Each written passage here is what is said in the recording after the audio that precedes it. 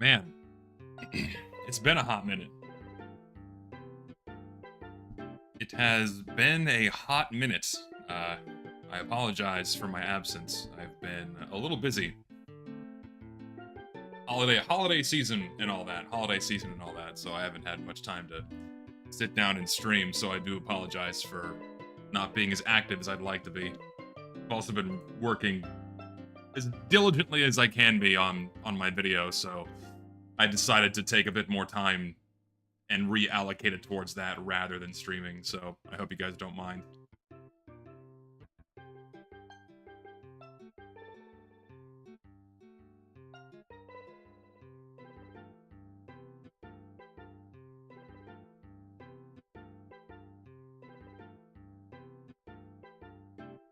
Yeah, it's just a lot. it's kind of one of those things where what's a good metaphor to describe the what the experience has been working on this video? So I think the best way to describe it is it's kind of been it's like playing a game of Snake. It's like playing a game of Snake where okay, you're moving along, you reach your goal, and then all of a sudden, oh, another one pops up, and then the snake gets bigger, and then oh, another one pops up, and then the snake gets bigger, and it keeps growing and growing and growing, and I haven't quite finished putting all of the pieces together. It's almost done. Don't worry.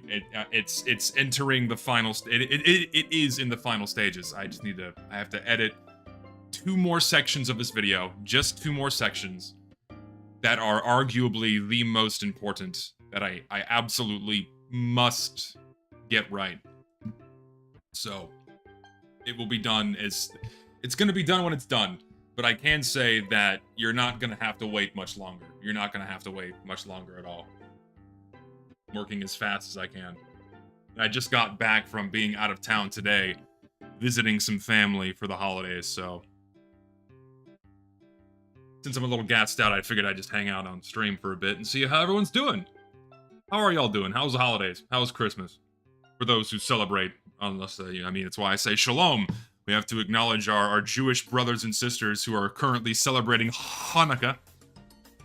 How are the holidays for y'all?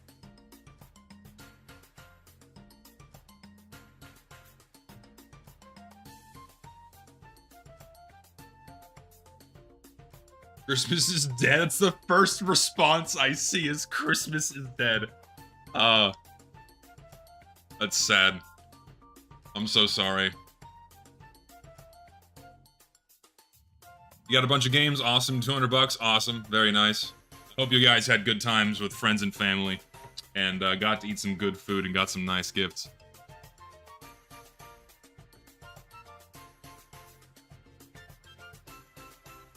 No snow. I mean, no snow on Christmas is very commonplace for me. That's just the norm.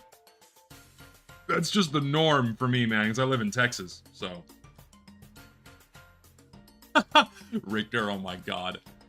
We wish you a neato Christmas. And a no quick play all year. Very funny. Yeah, I know. I'm working on the video. I'm getting there. Yeah, the people, like, play on Castaway, play on Castaway. Yeah, it's a TF2 server with weapon reversions pre-meet your match. I don't like it. I really don't enjoy the old degreaser, extinguisher, reserve shooter combo because it's raw aids to fight against, and also the Sandman Cleaver is raw aids to fight against. So I don't particularly enjoy that. So yeah, not for me. Not for me.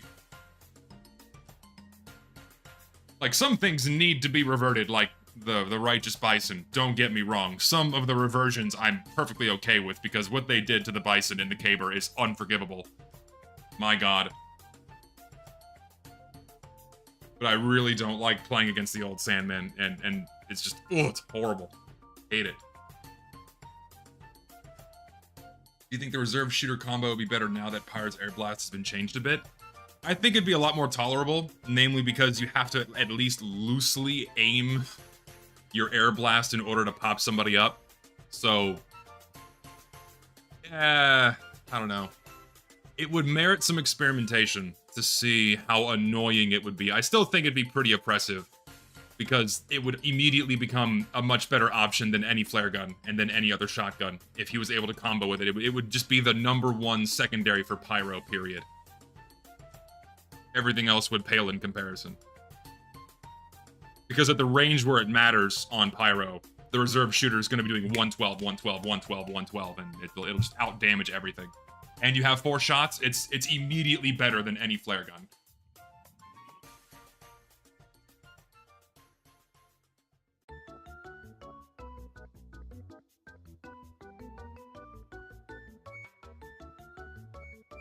Ignore my hair. My hair is not in the best of shape. I have no product in my hair today. Put this over here. We don't take any opinion of Solar Light seriously here. His brain has been rotted by, well, I mean, he has compy brain rot. He has compy brain rot. No opinion on game balance from Solar Light should be taken seriously in any capacity. That should just be a universal, like, understanding.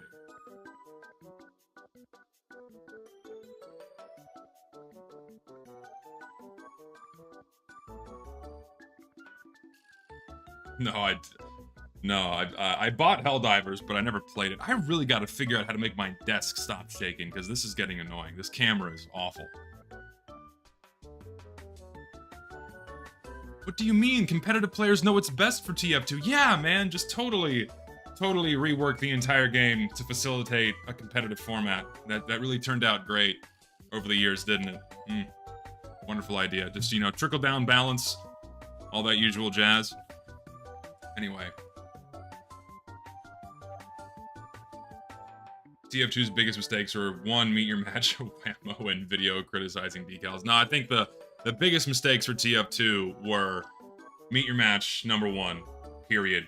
Plain and simple. Jungle Inferno in all of its awful balance changes. And third, probably end of the line, because that was Valve setting the precedent that all following updates are basically CSGO operations, until they just stopped caring about TF2 altogether. Yeah, the video, I'm hoping it'll be done in the next few weeks. In the next few weeks, it'll be done. Yeah, so, hey, we have a lot to catch up on. I've been away for a while. There's several things I want to run through. Like, we have, like, the comic, right? There's the comic that came out, and people have been, like, chomping at the bit for my opinions on that, so I'll talk about that for a moment.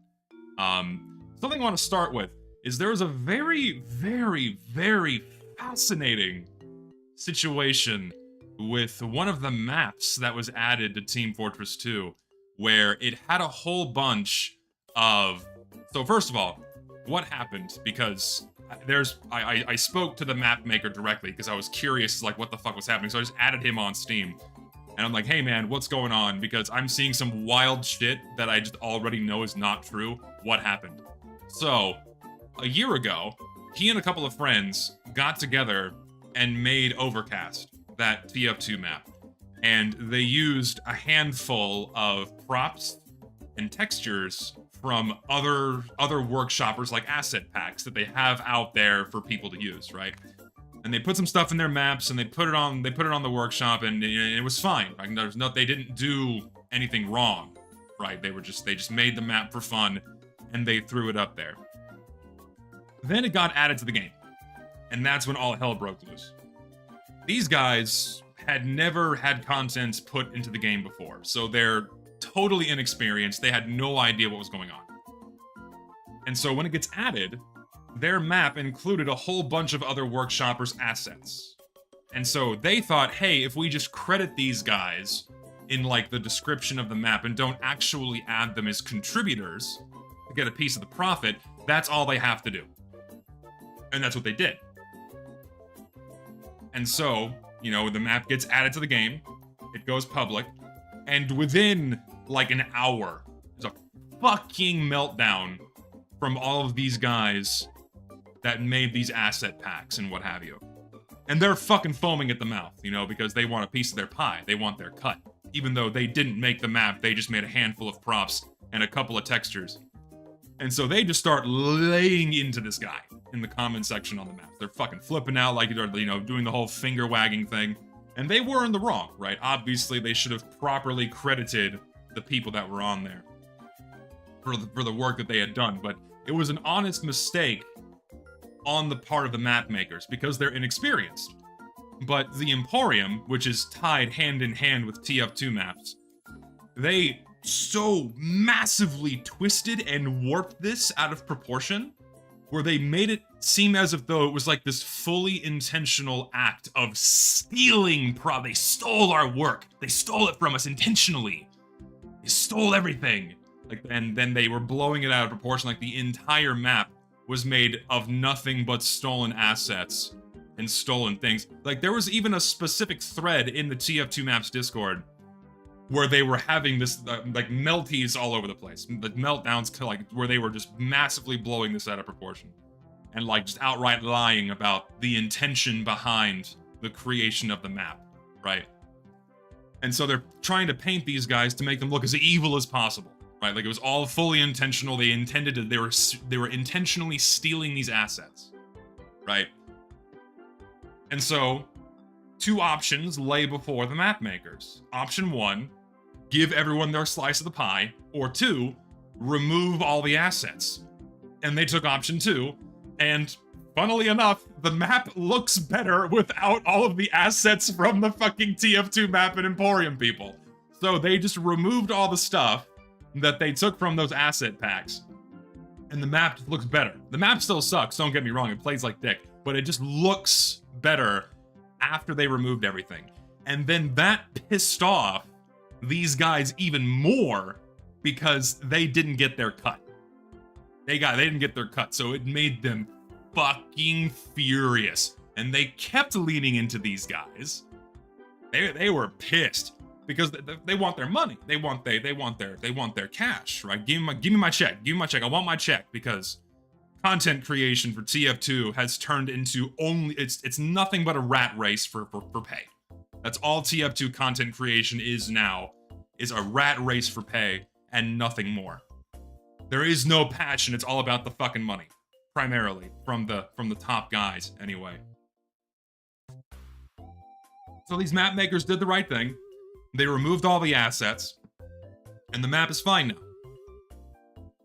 So, but not before what I've seen, where people from TF2 Maps and people from the Emporium effectively mass reported to Valve that these guys stole their work and misused their assets. And also they had like a funny AI generated image of like Review Bruh, and then like a tidbit of the thing playing on a prop television. Like people took that as like this evil malicious thing, like, oh, you know, it's like, whoa, no, it was like put in there as a joke, relax, right? You know, when it comes to maps especially, a lot of people make a map and they throw it on the workshop because there's not an easier way to host maps, right? There are other ways to host them, but the simplest way is you throw a map on the workshop, you subscribe to it, and you can play it on any community server, right?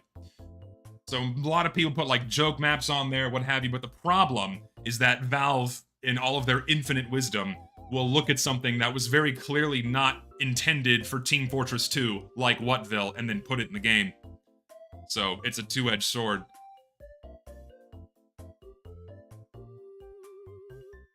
TF2's content sphere is split between people who have every reason to leave but can't bring themselves to, versus people who want to leave it so bad for their career but can't escape the bubble.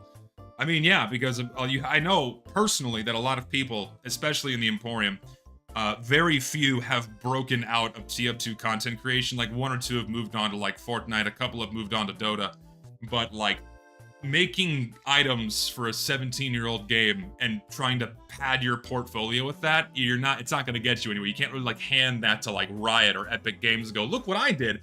They'll look at that and go, oh, TF2, I don't care. And they won't get a higher paying job. So they're stuck making items for TF2. Like they can't branch out. They're stuck here. So anyway, it was a very, very fascinating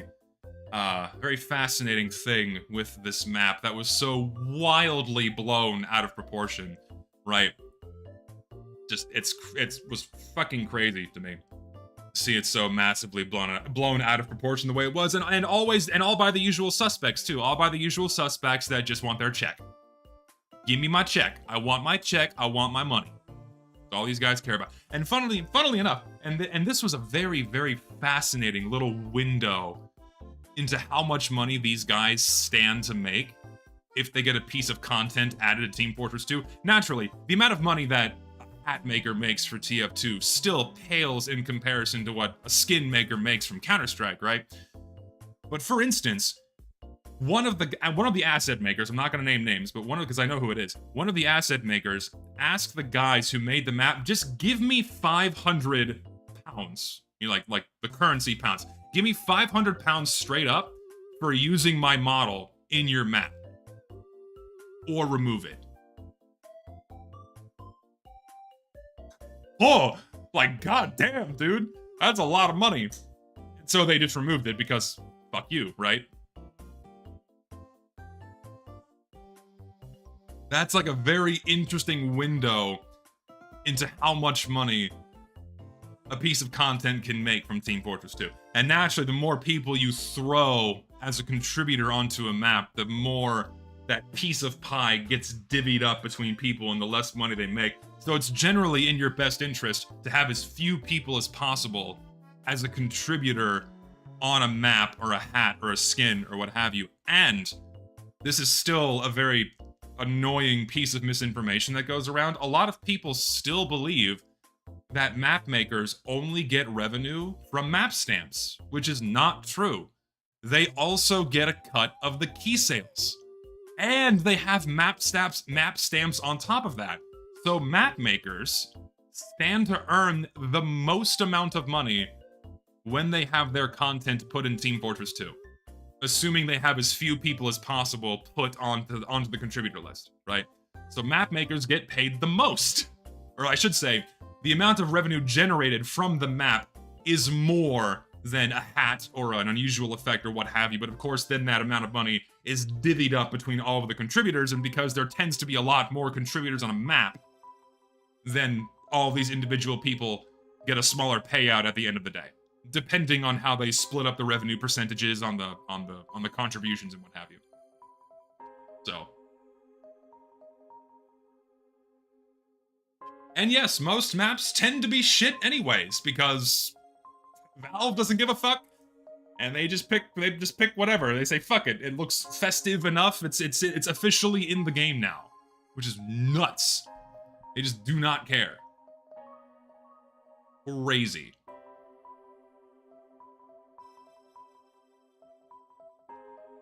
All this ruckus just for most maps getting added to still be hardly fun. Feels less like TF2 maps and be horribly optimized. I mean, yeah, you're not wrong. Because just like hats, well, I mean, I've said this in a video before. I mean, Valve now treats maps like hats. They follow a gimmick, they follow a theme, and if the creators aren't following that gimmick or theme, then Valve is not going to put it in the game. And so they've become increasingly more like, flanderized for a holiday theme, tacky, goofy, wacky, where it's based more on appearances than how the map actually plays. And as a result, especially within the past 4 or 5 years, we've had an insane volume of terrible, terrible maps put into Team Fortress 2. Because Valve doesn't give a fuck. The map makers know that Valve doesn't give a fuck. So they play and feed into that system by making shitty content because they know Valve doesn't care. And it just all gets put in. And it's always from the same people too. It's rarely new creators on their own. It's almost always the same content from like the same 20 hat makers, the same 5 unusual effect makers, and the same like 5 or 6 mappers. It's all the same fucking people. And they all work together. And the only chance you have to break out into the content creation scene for Team Fortress 2 is to have one of these mainline contributors tacked onto your piece of work and have their name as a contributor on your work so you get pulled and brought into the fold. It's the only way your content... I should say, it's not the only way. It's the main way new creators will get content put into Team Fortress 2, is you have to appease and appeal to these guys in some way. They do this by various means, and then have their name attached to your work. And this has been happening for years. for over a decade. This is how it's worked with the workshop and the Emporium, and it will never change. And Valve feeds into it. Valve is also at fault. Why is it so hard to make a good festive map? Because that's not, like, this isn't what TF2 is made for. TF2 wasn't made to be like this tacky holiday festive fuck. Like Fortnite, or what, like Fortnite is the perfect blank slate for these things, or it doesn't matter.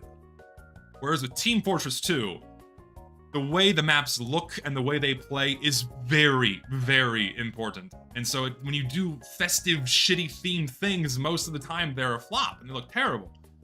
Most of the time, the maps, especially the Halloween maps that play the best, are just reskins of existing maps that Valve made or someone else made back when people knew what the fuck they were doing.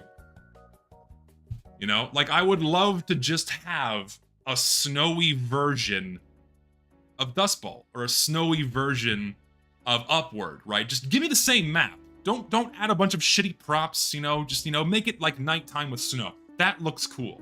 That's all I need to be happy and have like a, that is like the most TF2 should be for Christmas. You know, don't put snowmen and presents and trees and, you know, a fucking a menorah somewhere on the map. We don't need that stuff. Just keep it simple. TF2 is by design a visually simple game. It's best to keep it that way.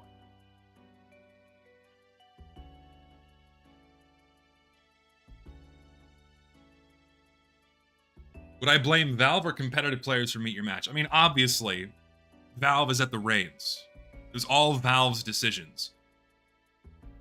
But a handful, not all, but a handful of YouTubers, competitive players, esports enthusiasts, and streamers had Valve's ear and knew what they were doing.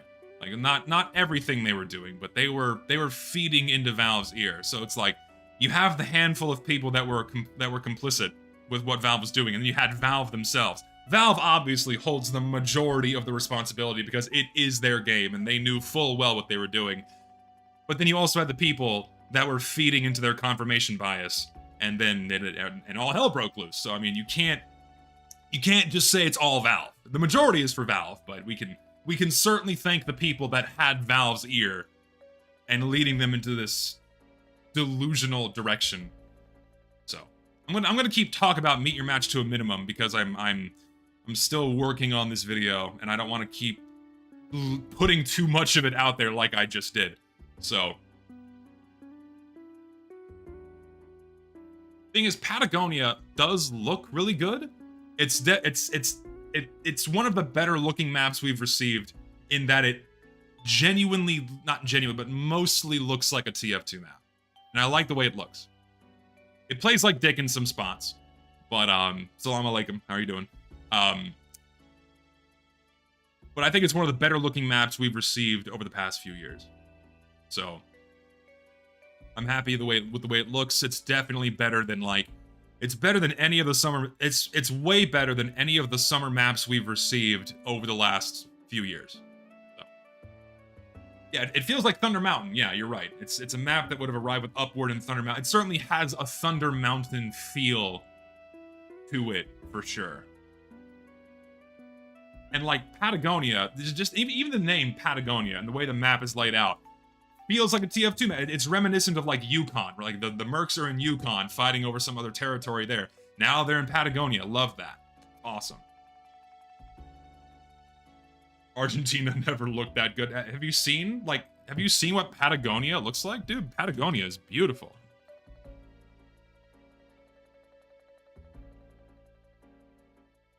Like, this is South America. This is fucking beautiful. Like, dude, this is Argentina. This is a real place.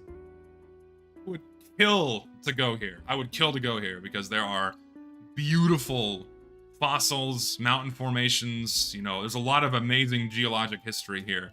But man, it is a harsh, very high elevation. It's a harsh environment, but it's a gorgeous, gorgeous place. Well, yeah, of course, South America is something other than jungle. So remember, South America spans from the equator almost all the way down to the fucking South Pole, right? People leave from the southernmost tip of South America to travel to Antarctica. because of how close it is. Like you forget how close these, like I'll fucking go to like Google Earth. You know? Like people forget how close these two land masses are, right? You know, it's like, oop, I don't care. Go away. Go away. Give me the planet. Can I have my planet, please? There we go. Like, you forget, like, you know, here's your equator, and then it goes all the way down here. Like, look how close we are. This is not that far of a distance. Look at this. What is that? So it's 300 kilometers, roughly. So let me put this over here close to the scale. So 300 kilometers, what is that? 3, 6, 9. It's 1,000 kilometers, roughly, from tip to tip. And this is South America right here. This is, you know, Argentina and Chile, all the way to the south. It's a plane. It's quite literally like a 4-hour plane ride from South America to Antarctica.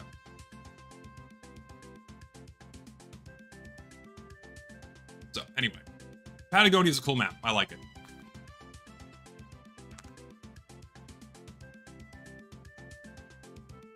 We want negativity with no joy.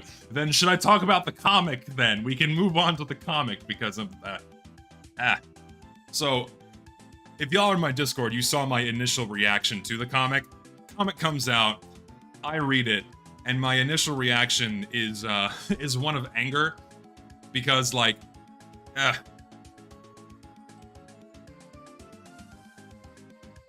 the way I've always viewed the comics is I've always viewed them as this wholly separate thing. I've always viewed it more of like fan fiction than part of the game itself, and that's really all. That really is what the comics are. They're fan fiction for Team Fortress 2, because Team Fortress 2 was made and released, and it was all built and made by different people, different artists with a different goal in mind. And then years later, you have other writers come in and ascribe a story to a game that they did not make.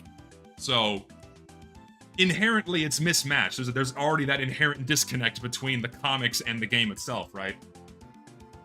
And then as the years went on, it just got more and more, like, diluted and convoluted and messy and goofy, where it just kept getting more and more far removed from the actual game, to where, to me, I view it as fan fiction. I view it as this long, drawn-out fan fiction made by people at Valve, and that's how I've always consumed the comics. They're fun, don't get me wrong.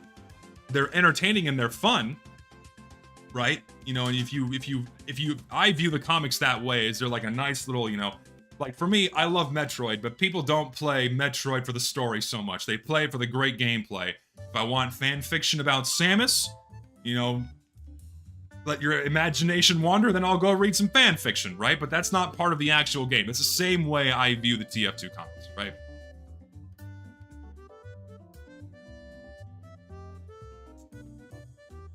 Comic comes out, I read it, and the last line made me mad. The last line made me mad, because I read the last line of like, oh, we couldn't have done it without you, and I'm like, you did. Like, you did, right? And it's like, and to me, that was like a big, to me, it was like a kick in the dick, right? Like, I understand that the writers and the artists are not the same people that actually work on the game, but it's all the same company. It's all the same people pulling the strings, and to like say, we couldn't have done it without you. It's been 7 years, we couldn't have done it without you, when those 7 years were spent in hell. You couldn't play the game because it was being destroyed by bots. They had just gutted the game with Meet Your Match. Like, fuck. It's like, and you have all these people that like want the comic to be part of the game, but like in that span of time where there was no comic, the game was fucked. And in my opinion, it's still, no, it's not an opinion. It is fucked in so many ways. Hence why I'm making my video. And no, of course it's not the artist's fault, but it's all the same company. It's all the same company, and it's like, it's meant to be this send-off for the game, where basically at the end it's the writers and artists saying, hey, that's it, show's over, pack it up, we're done. We couldn't have done it without you. Thanks for spending hundreds of millions on gambling. Bye. You know, like that's it. You know, and if you like the fan fiction Cartoon Network send off of these cartoon characters all having a Christmas meal together, you know, like the season or the franchise finale of some Cartoon Network show, fine. It made all those people happy. For the people who like the comics and, you know, they get all giddy about the characters and you know, and the fucking ghost of whatever that musician is living in soldiers' pants. Like, it's like, that's fan fiction to me, right? It's not the actual game. And so it got this Cartoon Network send-off where I'm like, okay, and now I'm just really indifferent and I kind of just don't care. Because it's not the game. It's not the game, it's these comics that have always existed as this separate sphere. Yeah, Richter puts it very bluntly, but this is how I view it. Here's your Adventure Time finale. Now forget about the 7 years of bots and leave us alone, go play Deadlock. You know, that's how I felt when the comic first came out. It's like, hi, bye, we're done, go away, go play Deadlock, even though that game is really not doing well, because from what I've been told, Deadlock has a massive, massive cheater problem. Shocker. Shocking! Valve can't handle cheaters in their goddamn games. So, and like, what's the player base of Deadlock right now? Like less than 20,000 on a Saturday? Something really low.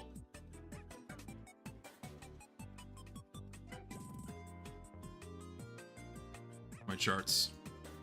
Yeah, less than 20,000. It's gonna peak at about 20,000 on a fucking Saturday. And no, it's not. It's still kind of invite only, but it's open for anyone to play. Anyone can go play Deadlock right now, and it's just been on a rapid decline. Well, at least there's no bots, but is a cheater any better? Not really.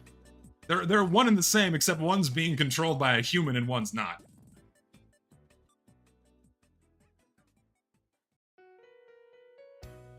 Deadlock player barely seen any cheaters in my near 200 hours of playing. I hear differently. I hear differently from other people that there's a massive cheater problem in this game, but I don't know. And like, I've just kind of been absorbing things via osmosis on Deadlock, so I'm not fully in tune with what's happening with this game. But correct me if I'm wrong, but aren't they already making like Christmas shit? Or like there's already stuff that people are making like Christmas shit for this game? Like, you know, tacky like snowman hats and things like that. I could have sworn I've seen some stuff like that floating around. They have skins. Are there oh, let's see, Deadlock skins. Deadlock skins. They have Christmas skins in Deadlock now. Oh god, why? There's a gingerbread man, there's an elf hat, there's a snow globe, there's Rudolph, dude. Yeah, it's just, what the fuck? Oh my god. The game's not even publicly released yet in full, and they're already slopifying it with tacky shit. Look how bad this looks. Oh my god. The problem is that Deadlock kind of hates casual. That's any MOBAs, right? Any MOBAs hate casual gamers. It's not made for these people. Right? So naturally, you can't approach a game like this casually. Thank you for the money, by the way. And then another donation from Flakproof with the dono about Deadlock hating casuals and Dur Name Loose 1991. Not to defend the comic, just wonder when exactly they officially finished it and then waited for the bot fiasco to die off and then post the comic, because releasing it during the bot crisis would have been worse. From what I saw with like the email exchanges with like Jay Pinkerton and what have you, or whoever was sending the emails out, it seems like they had been working on the comic for a couple of years, because they stopped working at Valve for a while, and then they came back. And then they started working on the comic for a couple of years, and it just took them that long to actually finish it. So I think the timing of the comic had nothing to do with the timing of Valve fixing the bots, because it's already half a year later. I don't really see that. There's no real correlation there, I don't think. And people wouldn't have cared anyway. They would have released the comic, and people would have kissed the ground that they walked on because they put out the comic despite the game being unplayable. Because remember, most of the people that interact with Team Fortress 2 on social media either don't play the game at all, or they engage with the game very little. Like all of the discourse you see on Twitter and Reddit and YouTube, most of these people don't play the game on a regular basis. So they're going to be commenting on all of the things that don't have anything to do with the game itself, right? That's why, like, the seal character, the funny seal on that summer map that came out, what, 2022? 23? I forget the year. A couple years ago, right? That was all the rage. That was the shit, right? Like, oh, look, they put a cute seal in the game, but they didn't know, or maybe they did, but were just ignoring it. Like, hey, it can't really play on the map because the game's fucked and it's full of bots, right? Like, that's what I'm talking about. Is it's all this discourse is coming from people that are wholly isolated from the game itself, right? Like, anyone actually playing Team Fortress 2 at the time would look at the seal and go, hey, great, I wish I could play on that map right now, but I can't. You know what I mean? Does that make sense?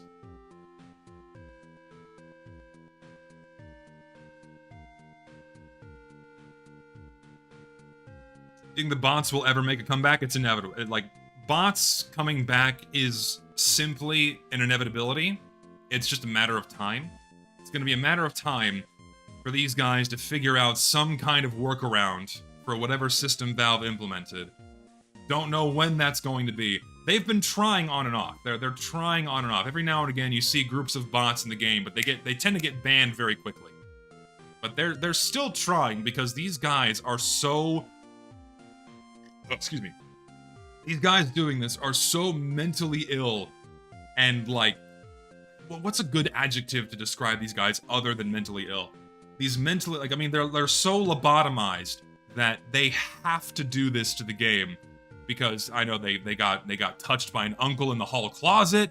You know, something happened to them when they were a kid where they just feel the need to take out their bottled up, molestation rage out on this video game. And so they're so fucked in the head that they're gonna keep trying despite Valve doing what they did. So it's just a matter of time before they come back. Just see when that happens.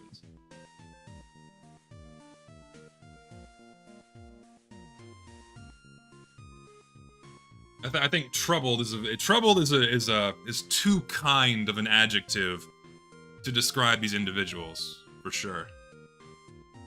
It's gonna be a very unfortunate Twitter clip. If anyone clips what I just said and tries to refute it or fight back against it in support of the people that were ruining the game for almost a decade, get your priorities and get your shit together. Get your priorities in order. Like, you're defending the indefensible. There's something wrong with you.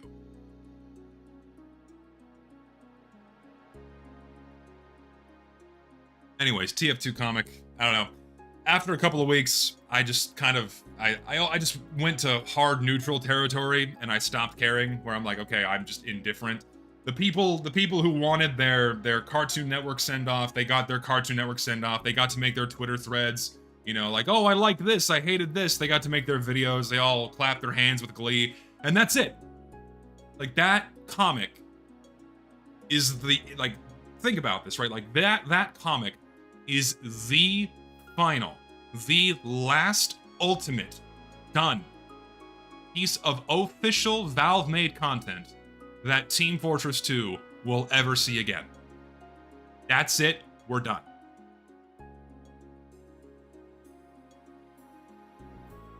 That's where we are now. The game will continue being in status quo phase to prop up the markets of CSGO and Dota.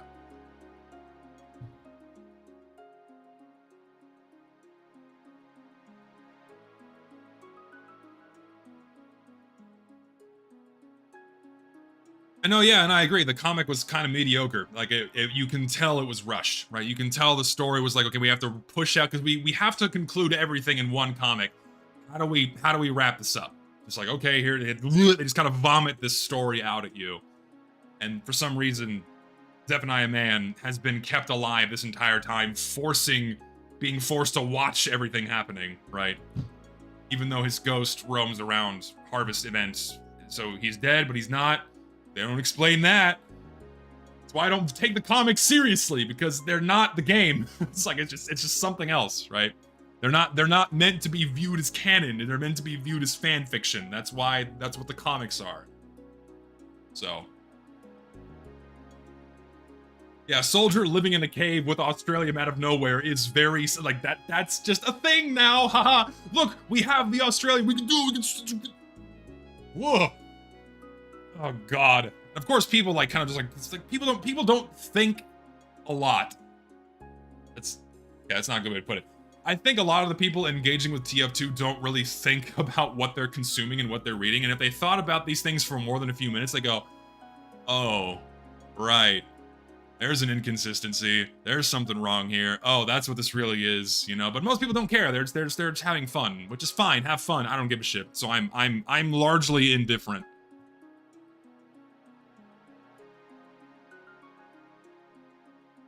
I'm largely indifferent.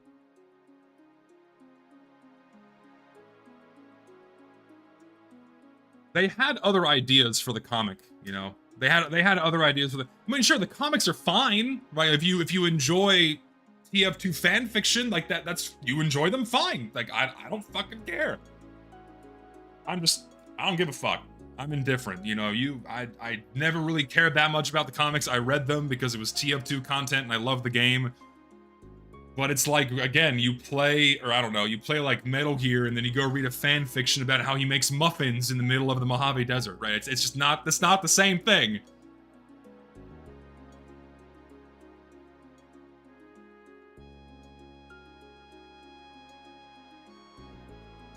No, yeah, I saw the Big Boy Games video about the TF2 Emporium. I did see that. It hit on all of the right points, but he fucked up in a couple of places where, like for instance, that video, that AI video of my voice did not come from the Emporium. That came from El Maxo Discord moderators that are so, what's a kind adjective, retarded, that they decided to make an AI apology video using my voice. So that came from El Maxo Discord moderators, not the Emporium. So that was a mistake. But other than that, the video is pretty, it's pretty spot on, pretty truthful. And unfortunately, the problem with making a video like that, and ultimately what's going to take me a long time to do my video on it, is it's very hard to get hard evidence of all of these things unless you speak to individual Emporium members directly, and you get kind of piecewise evidence from the people they interacted with directly, like screenshots of DMs. If you go into the Emporium itself, finding evidence for all these things is very hard, because at multiple points in the past, they've gone total scorched earth and deleted everything or hid the old channels and made new ones. So all the evidence for these things is gone or not publicly visible, right? So if you, as a third party, you don't know who to talk to or who to get into contact with, what have you, to get the evidence you need, you're not going to be able to find a lot of it in the Emporium, right? Because a lot of what they publicly say is now gone, or not really that condemning of anything in particular, one way or the other. So it's a good surface level overview of how things really are inside the Emporium.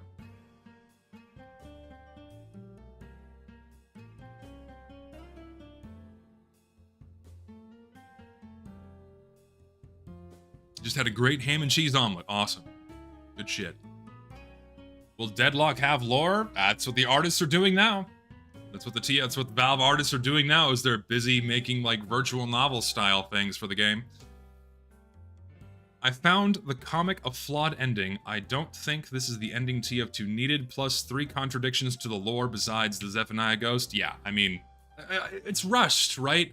And like, and I know people hate my opinion on this, but TF2 is a game that was designed to not have deep, intricate lore.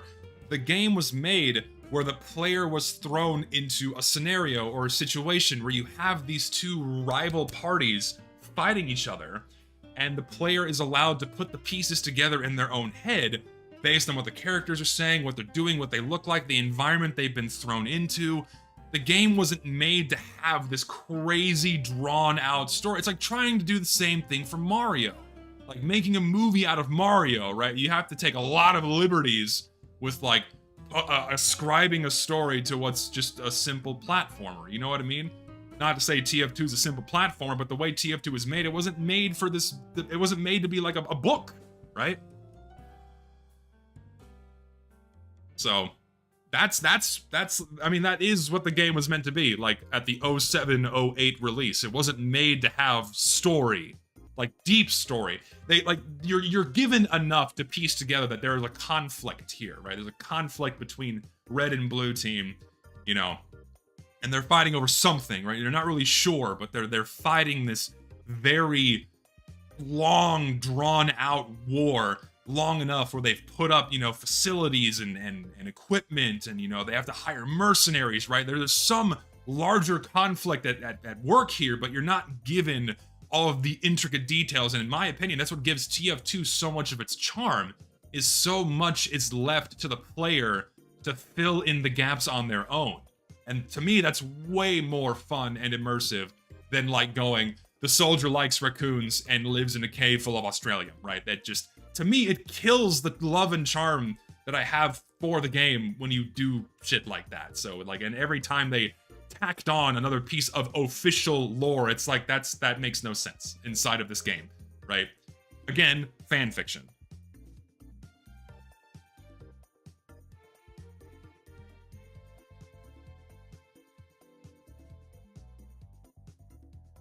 It's from an age like Halo, where it's just red versus blue with a single objective on both sides, nothing else to it. Games used to be designed like this and not shoving horrible story down our throats. But I mean, like, Halo has a really good story, like through, you know, Halo 3. I kind of stopped paying attention to Halo after Halo 3.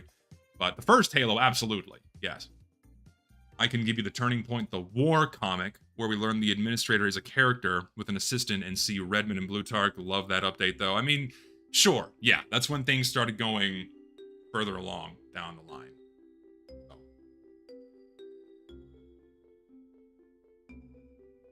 I already, if you want my opinions on the Smithmas update, go watch the previous VOD.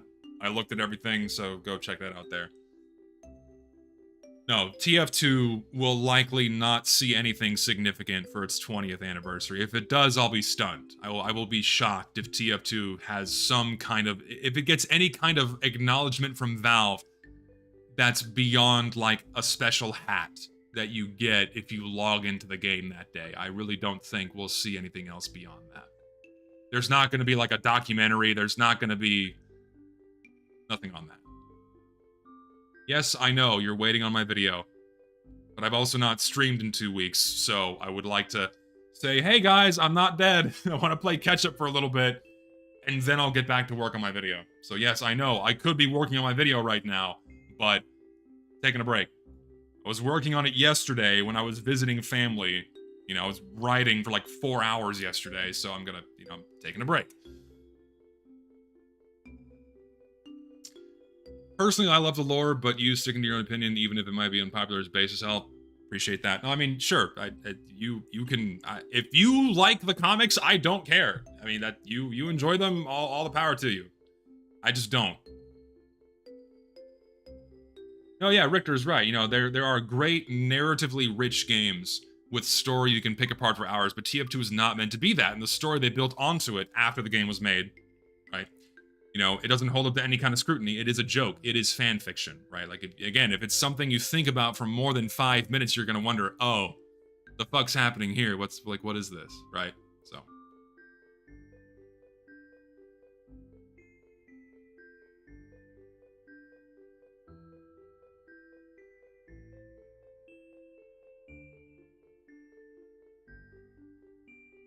Yeah, we're wrapping up discussion on the 7th comic here. I think we've talked the point to completion here. Not much else to say. What else has been going on? What else has been happening in the TF2 world? I feel like I'm forgetting something. Did I miss anything? I think I missed something else going on in the TF2 world. What's happening? Covered the comic, covered the copyright stuff on the map, that Emporium video from that guy. I think that's all the stuff I kind of care about.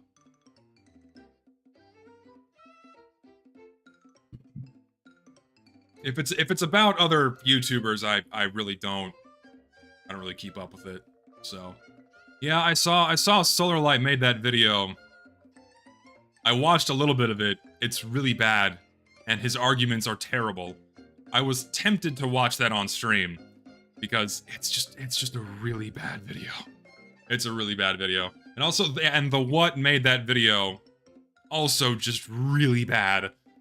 Just nothing but like 20 minutes of fence sitting and contradicting himself in his own video. Just, ooh, both are terrible videos.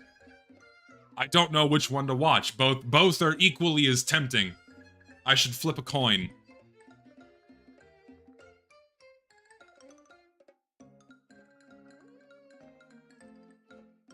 I'll do a poll. We'll do a poll. Poll. Oh, let's see. Which video?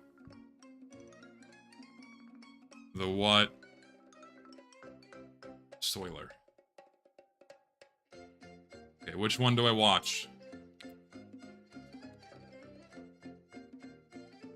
Yeah, which YouTuber do we cyberbully first? Yeah, because watching someone else's video and commenting on it amounts to bullying. We'll give it a few minutes for people to vote, but...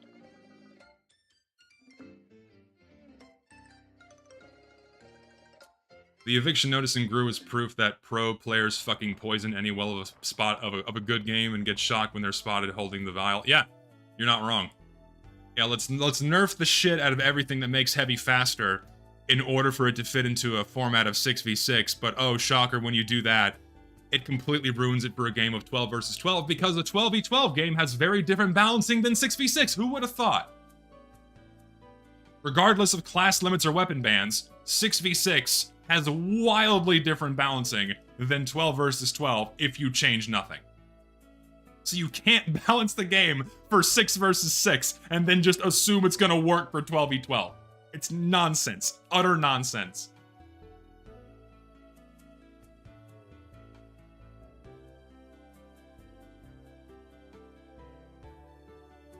Dude, it's hot in Texas, man. It's like 80 degrees today.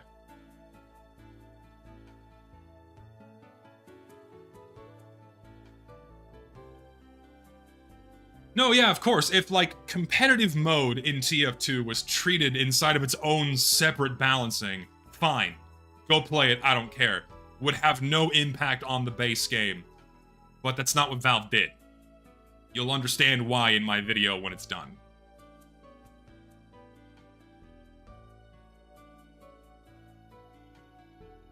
Alright, it seems like Solarlight's video is the winner here, so let me pull it up, I guess. Ugh, ads. Thank you, Chrome, for killing ad block. Alright, let's put this in. There we go. I gotta piss, so give me just a second, and then I'll watch this. Right back.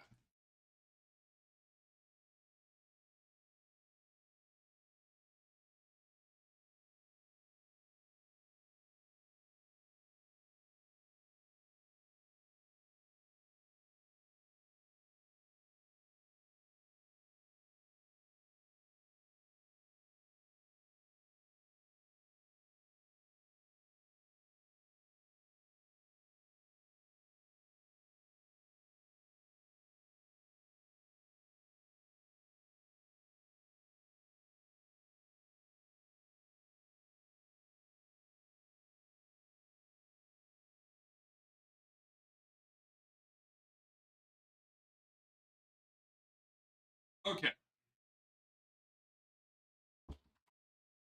Do this. Let's do this. Shall we begin? Yeah, you cannot go anywhere on the internet without ad block because it's really bad. It's just, That you have to use an ad block in order to use the internet. So, all right. So first of all, outdated meme as the thumbnail and title, but years now. Wow, I need to. I've played the Demo Knight for over 10 years now. Wow, I need to go outside. I've gained lots of self-aware, thank God. Experience with just about every Demo Knight weapon. That is, except one. For the longest time, my caber sat in my inventory with around 3,500 kills on it. That number sounds like a lot on paper, but it pales in comparison to the number of sword kills I've gotten. So I've decided to use the caber a bit more. You know, for science. Experience tranquility. At the time of me writing this, I've doubled the number of kills, and I've learned a fair bit about the weapon. The idea of the caber is pretty simple. I'm already bored, first of all. Like, I'm just not engaged in any way. Like, you've given me no interesting premise other than I play Demo Knight a lot, but I've never used the caber, so I'm gonna use the caber now. A sober person would throw it. Demo's not sober. I'm drunk! The first hit causes an explosion, and the resulting damage is around 117 to 127 from what I've personally seen. Why does it? It's not an issue of attention span. I'm bored. Like, I need something. It's like reading a book. You give it a couple pages, but if it's boring as shit, you're not going to keep reading it. I need a hook. I'm not going to force myself to keep watching something if I'm bored. Vary? Damage fall off. In other words, it depends on how close the explosion is to the enemy. So, if you ever want to one-shot a clueless sniper, remember to crouch, get very close, and aim for the middle.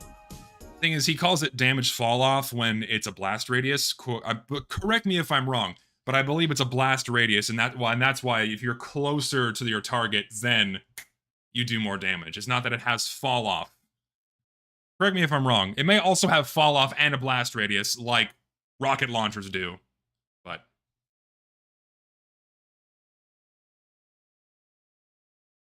either way. The caber used to one-shot light classes more consistently, including medics for some reason. Yes. However, and that was fun. That was very fun. It got nerfed, and the sticky jumper meme strats stopped soon afterwards. Some people speculate that feedback from competitive players was responsible for the nerf, but... Yes. Competitive players bitched about this weapon to high hell for years, because all a demo man had to do was sticky jump across the map, one-tap the medic, and because there were only 6 other players with no hit scan, no heavies, no engineers, nothing to shut him down, flying through the air other than a well-placed air shot, he could fly in and one-tap their medic. You can go look at any of these old TF2 threads. They bitched about this weapon all the time. There doesn't seem to be any evidence supporting this claim. It was probably nerfed because default Demo is one of the strongest classes in the entire game, and he doesn't really need the ability to one-shot players with his... It's not really free, because, one, you're pulling out your melee, which immediately puts you at risk. If you put either of your guns away as Demo Man, you are going to die. Simple as that. So you're already immediately removing all of your damage potential. You pull out the caber, but then you hit someone. If you manage to hit someone, you delete half your health. You take the risk yourself to kill someone and delete half your self. Does self-damage not exist anymore? So... And then not only that, you have to close the distance between you and your target, and so you can walk with your 3rd slowest movement speed in the game, or you can sticky jump with your sticky bomb launcher and remove even more of your health, or sacrifice one of the most powerful weapons in the game and sticky jump to them, take fall damage, and then remove more of your health with the caber swing. I failed to see how the 150 damage is free.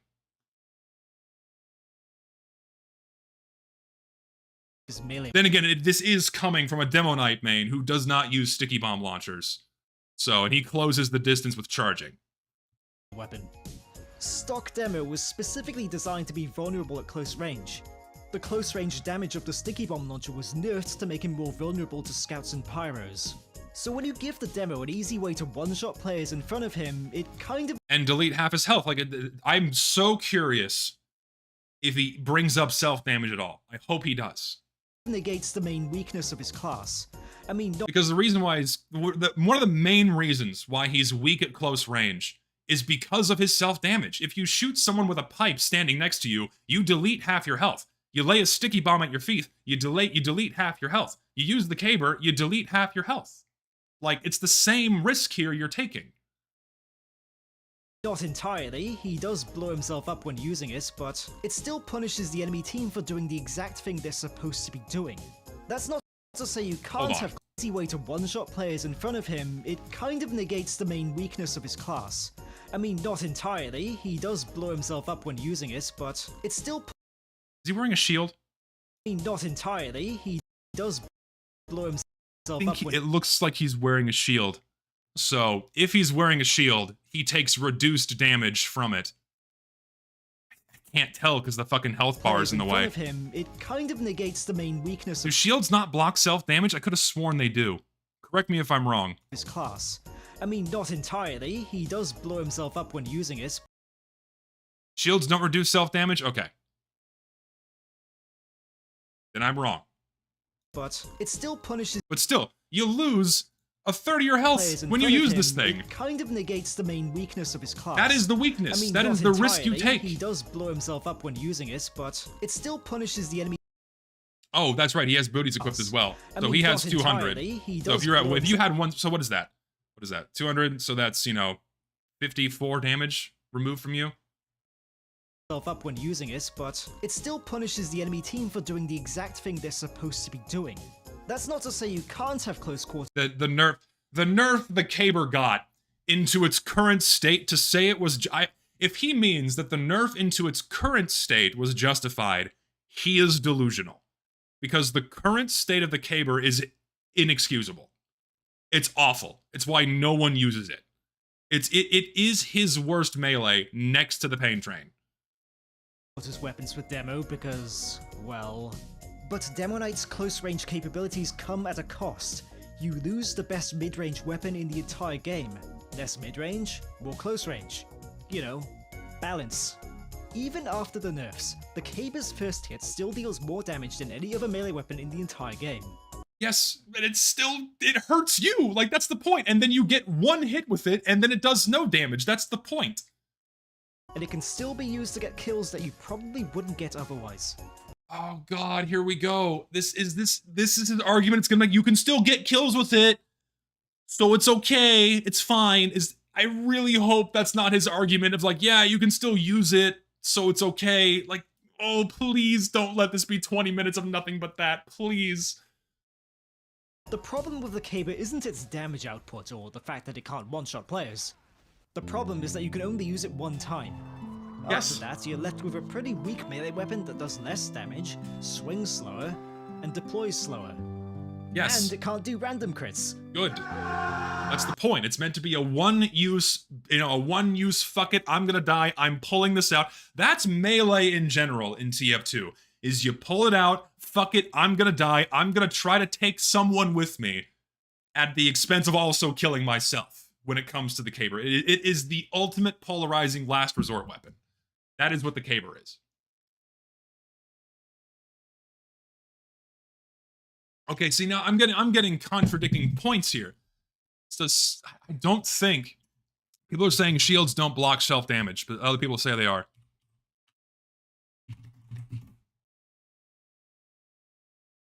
I wish there was a good resource on this. I mean, shit, I can just test it in game right now. I'll just do it right now. I can get the answer directly. I can get the answer directly and find out in game immediately.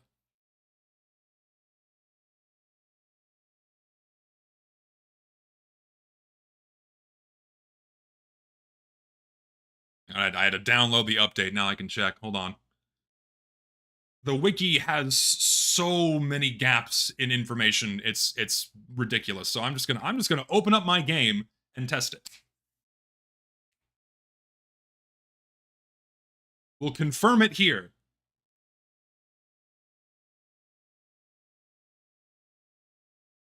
We'll confirm it here because I don't trust anybody in my chat now.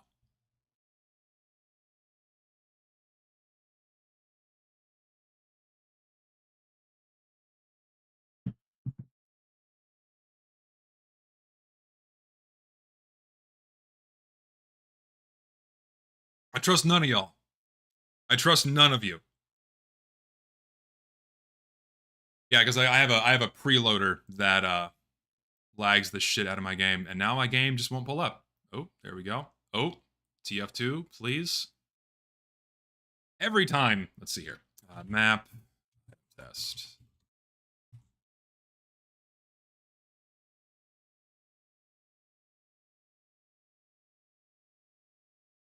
"30% explosion resistance does not apply to self-damage. You said it in your shield video." I did?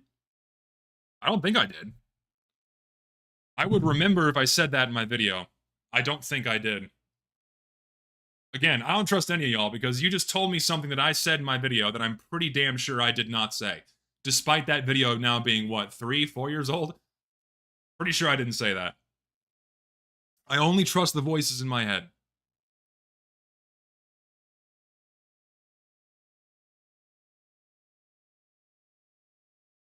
Come on, TF2, you can do it. Man, this game is old. There we go. We did it. Alright, give me my demo man. Alright, give me my fucking caber. My caber. There's my caber. Right. Okay. Here we go. Confirming I don't have a shield.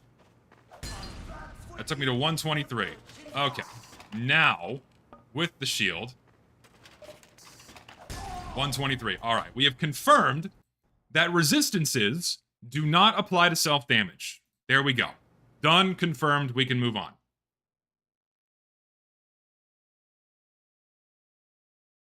We good? We've now confirmed this live on stream. Either way, self-damage, that's the risk you take, and then you're left with a melee that does nothing, right? So.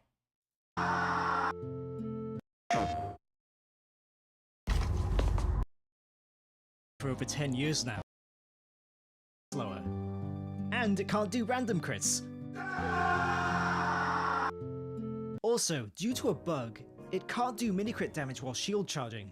The caber has its own internal name, a stick bomb. So for I the purposes of have to use a different. After this stream is done, I am done with Chrome. I am so done with fucking Google Chrome. Oh my god. It just crashed my YouTube tab. They killed ad blockers. Holy fuck, I'm done with Chrome. This is misery. Fuck you, Google. It doesn't get Jesus. treated as a melee weapon, meaning you get 55 damage. Wonderful. You know how certain weapons give a charge? I like how he said that there's no downside to these things, and he's now explaining the downsides. Like, oh yeah, you're left with this really weak as shit melee after the one swing. So Refill bonus when also self-damage. getting a melee kill. But that's not important. We don't acknowledge the self-damage. That's not important. Doesn't count for the And the self-damage that is not reduced by your shield, by the way. So, caber's explosion. which is another downside. I guess you could argue that it's developer intent when you read the stat literally, but it's not very intuitive. And of course there's this bug where it appears to have exploded when it hasn't. Yeah, that's just a visual bug. Obviously, Valve needs to fix that. That's stupid. That's been a bug in the game for forever, and that's never been fixed. Given that they fixed the Neon Annihilator not getting critical hits with the gas passer, which is technically a balance change, I think fixing the caber's various bugs would be an obvious next step to make. Because Yes. really, the caber has two problems.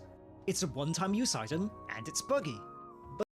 The one-time use item is the point, so that's not a problem. But the bugs are a problem. Yes, fix those. Like, the point of the weapon is to be a one-use thing. It's meant to be this fun, crazy, last-ditch effort, I'm taking you with me melee. But even though the charge mini-crits at the middle of the charge don't work, the crits at the end of the charge do. It one-shots almost everything, and it has a niche for killing heavies. And it's wildly fun. The caber also tends to kill players who are nearby your target.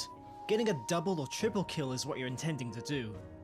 But of course, you can only do it one time, so if you see a stray enemy in front of them, you might have to ignore him and then charge the group. It's dumb, yeah. What, is this an issue? but that's just how it goes, I guess. Oh, I missed the donation, I'm sorry. Hope your holidays are good. Just got rejected by the girl of my dreams, so I'm filling the void by engaging in parasocial. Like, hey man, I'm sorry to hear. You know what, man? Hey, man, you know what? You tried. You tried. You tried talking with the girl of your dreams. You tried to get with her. No one can fault you for trying. You will now live the rest of your life without that regret of not having pursued the woman you liked. You have that to hold on to. You did your fucking best. And no one can take that from you. I'm sorry she rejected you, but you're a champ for going in anyway. You're a champion for doing it. So you know what? Ride the emotion, feel sad, it's totally normal, and then move on. Just feel it, feel sad in the moment, just, chill out for a bit, and then move on. You did your best, and that's good. You are far braver than most. Far braver than most. You're doing good, don't worry. You're doing A-okay, there's plenty of fish in the sea. I'm one to be talking, but there's plenty of fish in the sea. Plenty of fish in the sea. Alright, let's continue. Is the caber a good weapon? Not when used 24/7. If you try using the caber 24/7, you will lose brain cells. Doesn't stop some people though, what the hell? The caber is a situational item. It's not completely useless, but it's very dependent on the game state. I've devised a few use cases. Number 1, food item. Is it bad if a weapon is situational? I don't think that's a good argument to make. I don't think a weapon is bad if you can't use it all the time. Because that's also a big part of what that brings in fun, is some situational natures of weapons, right? Sure, if it's too situational, then there's no use for it, and then you never have fun with it, like the sun on a stick, right? If you want to use this weapon, you have to have a pyro on your team to get the damage bonus, and they have to have an enemy pyro that's causing you enough hell to want to use this thing, right? That is too situational. Whereas the caber, you can use it so long as there's someone in front of you. It's not really situational at all. Or it's not as situational as, like, the sun on a stick, right? Isn't Factor a scam? I think most of, like, these YouTube things are a scam. Like, most of these, like, YouTube advertisement things are a scam. Skip that. Where was I? Optimally, and you just want to scare the hell out of every heavy main you come across. That is a perfectly valid way to use the weapon. But being funny isn't really helpful when discussing balance, so let's move on. You understand, we have to min-max the shit out of everything. Min-maxing, it has to be viable all the time. It's got to be maximum perfect use for top players all the time. I'm seeing this coming. Seeing it coming down the line. I've not even watched the entire video. I see this coming. I see it coming. When nearby your spawn room.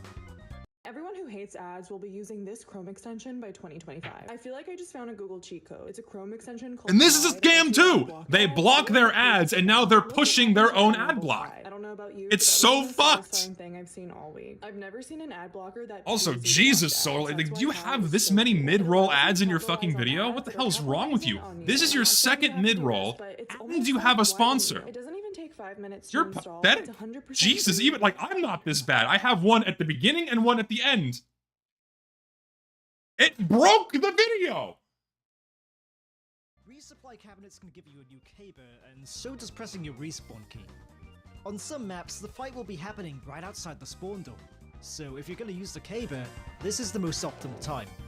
Think about this. If the caber did the explosion hit— I mean, like, that argument can be said for so many other items in the game. Mad Milk, Girardi, things that have a recharge that can be reset by the resupply cabinet. Like, that's... I don't understand what he's trying to do here. Like, these are, like, very odd situations that make the caber seem far more situational than it actually is. It's very bizarre. Like, you're not meant to be using this thing all the time, like all of your other melees, right? It's not like your guns. But of course, to him, the Demo Knight guy, the melee-only guy, this is a problem. Therefore, it's bad, and the game clearly needs to be balanced around how he decides to play Demo Knight. I'm seeing this coming. Hits every single time, it would be the best melee weapon in Demo's arsenal. Yes, granted, you have that's why it's only a one-shot thing. Leave the fight, go to spawn, and then come back. There's travel time. It's not literal infinity. But at least it gives you more opportunities to actually use the weapon. The major flaw with this strategy is that you're basically tied to the respawn room. The further you stray from it, the more of a burden it becomes. At some Yes, point, if, it will if, no if longer you're just playing Demo Knight, yes. So use a different melee than the Caber, which was not made for Demo Knight. Maybe use a sword. make any sense to spend all this time walking around, and you'll have to take a sword instead. If a broken caber is literally your only weapon, it might make more sense to just run into the enemy team, get a funny kill, and then die. If you want your that is Caber Knight in a nutshell. This is not. I'm trying to understand if he's trying to pose this as a problem. He hasn't really said anything in this video yet. He's not made a point to this. To be 1-to-1, this is the weapon for you. Use case number 3, landing on your enemies. Sure, it's not as powerful as it used to be, but it's still one of the better options for this sort of thing. 120. No, it's not. Use your sticky bomb launcher, get buffed by a medic, throw 2 stickies down to a bed of people, you'll guaranteed get more than 2 people. You'll kill more than 2 people. Sticky jumping with normal sticky bombs is infinitely more powerful than a caber. That's a lot of damage. A slightly hurt scout? Boom. Dead. Although, the existence of random crits makes this a bit harder to justify. Looking at you, Skullcutter.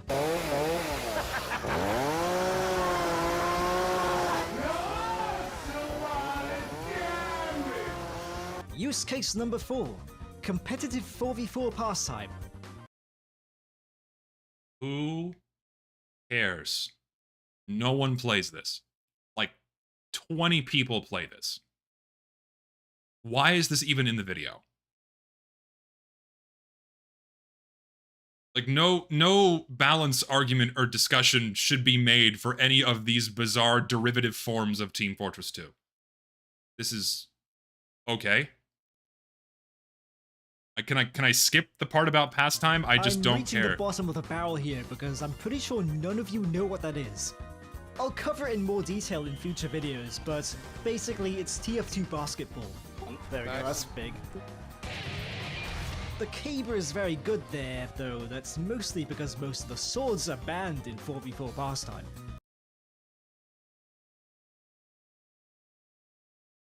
Textbook competitive format of any kind is cherry-picking the facets of the game that facilitate the homebrew version that they desire. Oh, the irony. Oh, the irony in all of this. So, it's poetry. It really is. And because the maps are very small and take place right outside the spawn room, so you can very easily grab another caber. And because respawn times are nearly instant, meaning it's good. Yeah, it's good because the better weapons are banned. Yeah, good logic. And get another caber. Oh, I got air. Got two. It's on our side though. Oh no, not Pass to me. Come here. Your main objective in 4v4 pass, do it enough times and you'll eventually get your stuff. Is that Is right he when done the with caber hits pastime? a pretty good height, but did you know you can do the same thing by hitting the ground? You'll need to do what's called a C-tap, or a crouch tap in other words. Look down, start your swing, start So now he's talking about blast jumping with the caber. Okay, yes, this is something you can do. It's right when the cool. caber hits the ground, you uncrouch and jump at the same time. The timing is very tricky to learn at first, but do it enough times and you'll eventually get the rhythm. The sad thing though, is that if you're not playing 4v4 pastime, there's not much reason to learn how to do this. Sure, you can get a funny kill as a caber knight against some clueless sniper. I won't deny that there are some fringe cases where it's useful, and maybe if you're really daring you can go for a speed shot, but then what? You're stuck with a pretty useless— Like, most people don't play the game like this. Like, does he not understand this? Like, most people don't engage with Team Fortress 2 in this way. Like, obviously if you're not playing 4v4 pastime, this niche movement tech is not going to be that useful inside of the vanilla game. Yeah, no shit. weapon afterwards. If the caber could be used more than once, there'd be more incentive to go for jumps like this. In fact, that's the game's not about jumping. the most common balance suggestion ever. Just give the thing a recharge. I will say a recharge would be great if they changed nothing else about the weapon. If they just reverted it back to its old version, don't give it a recharge, because then it would have the strength it needs to serve its original purpose. But now it barely serves its original purpose, and sucks in every way. So a recharge would be good for the weaker damage output, but then that further defeats the purpose of the weapon. So now the caber has now become this thing it was never meant to be, as something you're able to use more than once, when that defeats the purpose of the fucking caber. It doesn't need more damage. It doesn't need anything else. Okay, it needs bug fixes, but... What do you mean it doesn't need more damage? It's not fun if it doesn't one-tap things all the time. That was the purpose of the weapon, is it was meant to be... That was what made it fun. That's what made it fun. just give the thing a recharge. The question is, how long should it be? Like, no comment on the slower deploy time or the slower swing speed? Like, is he not gonna mention these things? Those are terrible! Get rid of those too! If you just got rid of those things, then the caber would be so much better. But the deploy speed and slower swing speed are cancer on this item. Horrible! Is he not gonna mention these at all? Yeah, that's right. They don't affect him as pure Demo Knight. Therefore, it's not even worth considering because his melee is always out, of course. I've got a total oversight on my part. I forgot we're not talking about the whole game, just how Solar Light likes to play the game. If you make it way too fast, it'll be available too often and it'll be better than the bottle. But if you make it too slow, then what's the point? It's basically the same. Not a Demo Knight weapon. Give it bleed for 8 seconds. 30 seconds might be a good middle ground, but I have a rather silly proposal. You know how demo swords tend to have an on-kill effect? It wasn't a coincidence or anything, there's a reason why they do this. On-kill effects are difficult to achieve as a regular demo because he's weak at close range. But equip a shield and become a Demo Knight, you can just charge your enemies and benefit from those on-kill bonuses more often. It's a pretty clever way of making sure that certain weapons are only useful on Demo Knights and less useful on stock demo. They even took this idea one step further by introducing a weapon switch speed penalty on all of the swords, and even the caber for that matter. Caber's so bad with the swords, I understand, but then the swing speed penalties, again, they're made for Demo Knight, right? And so if you're trying to do, if you're doing Hybrid Knight, and honestly, the slower swing speed is not that detrimental. It's like, with the swords, it's not nearly as bad as the ultra slow, deploy speed on the caber, right? Like, it's barely noticeable between normal stock melee and the swords with Hybrid Knight. It basically ensures that you have to use your charge if you want to close the distance on someone. And the Zatoichi is fine for stock demo, yeah. It's very good on stock demo. It's also for Soldier, too. When Soldier doesn't have a shield, it's also good. You whip out your melee as your final risk versus reward, you manage to get the kill, boom, half your health is back. Which I believe was intentional. As I explained in the beginning, giving Sticky Bomb demos access to better melee combat isn't the brightest idea in terms of balance. He's now dead.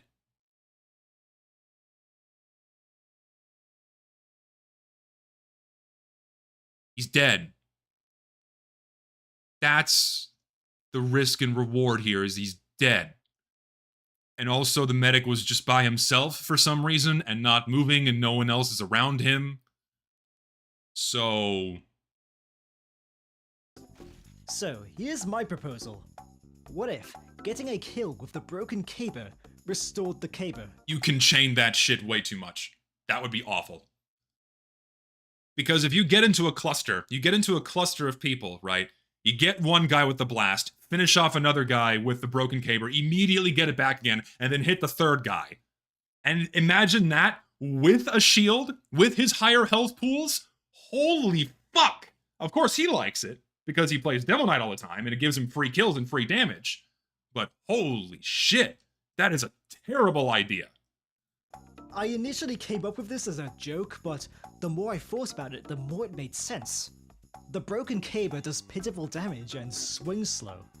You'll almost never benefit from this upside if you— Yeah, of course if you're just walking at a guy, it's like— using stickies. But if you're a Demo Knight, you can reliably kill light classes and medics in a single swing. This makes the upside usable, but only on Demo Knight, which is— It's not just only usable on Demo Knight, you can just pull this out. Oh my god.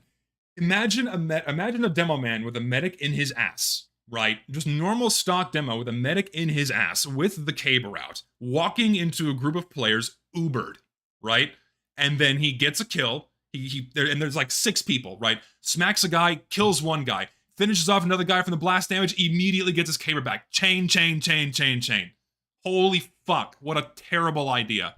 And then comboing that with his sticky bombs and his grenade launchers. Never let this man come anywhere near balancing Team Fortress 2. Never let him touch this game. Please, God, never let Solar Light have any impact on how this game is balanced. Please. Holy shit, what a terrible idea. The entire point of the change. The weapon wouldn't be too powerful in the hands of a regular demo, and it wouldn't be banned in 6v6. It would still be banned in 6v6. But a Demo Knight would now have more incentive to use the caber. Blow up that scout, you'll probably get it back later.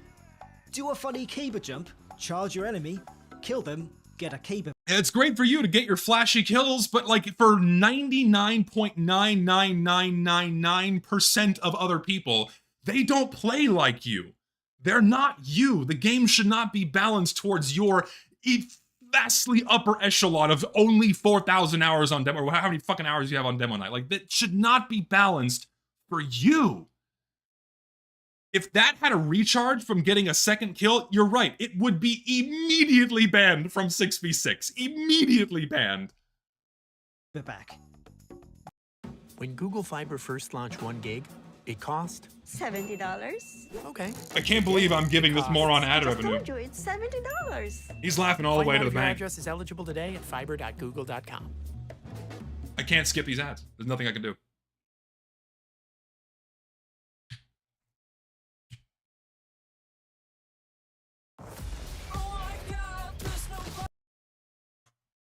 I don't have a fucking ad block installed on Firefox. I don't want to do this shit live. I'm just muting the fucking ad and I'm minimizing this shit. I have to sort this shit out. I've been like out of town for 2 weeks. I've had no time to fix my fucking browser thanks to them nuking ad block. As soon as this stream is done, I'm immediately changing browsers and putting an ad block on that shit because this is ridiculous. Is it done? Fuck. Why do you have so many mid-roll ads, dude? Like, I'm amazed this video has this many views with this many mid-roll ads. Holy fuck. Use to land on snipers with. And the best part? It's still balanced out by plenty of downsides. You take self-damage from the explosion, you lose the various Oh, so it's not free. There's a good contradiction for you. So this is not free damage because of the downsides it has. Oh, who would have thought? What a novel fucking concept. utilities that the swords provide, but I haven't tested this idea at all and I could be wrong. Alas, the likelihood of these changes making it into TF2 is basically 0. It is 0. The closest we can get to the And I pray to God they never listen to you. bug fixes, because that's all we get at this point.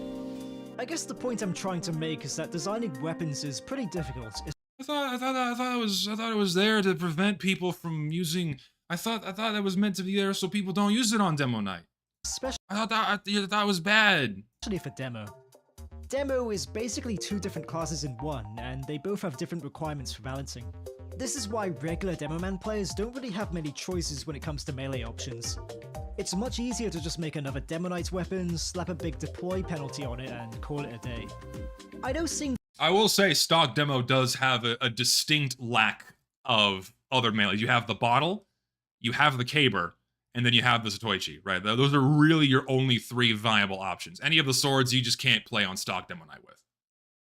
Right? I would like to see something else viable for stock demo, but of course that's never going to happen because, you know. But also, Demo Man was not meant to be the melee class, so it's just... Thing is, the slower movement speed on the Skull Cutter is just... It's really bad if you don't have a shield or booties. Ugh, you can try using it on stock demo, but that slower movement speed is punishing. the caber get nerfed is a bit disappointing for a lot of people, but that's just how it had to be, unfortunately. No, it's not how it had to be. It got nerfed so much. What do you like? He thinks this is okay.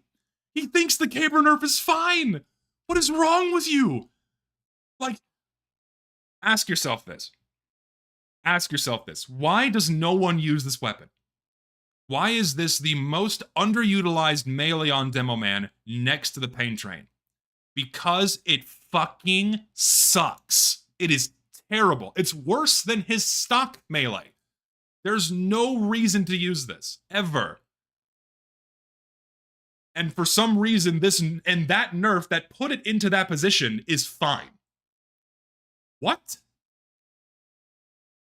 I don't know why he's coping so hard for an obviously bad change. I think he's doing this because he's like manifesting this thing like, oh, there's no evidence that these items were nerfed to cater to competitive players, when from 2015 through 2017, Valve was explicitly rebalancing all of the things in Team Fortress 2 to cater towards their new competitive mode. That is explicitly what Valve said they were doing, is they were looking at all these weapons and trying to make a middle ground between vanilla and their competitive mode, right? They were deliberately catering towards competitive players with all of these waves of sweeping balance changes.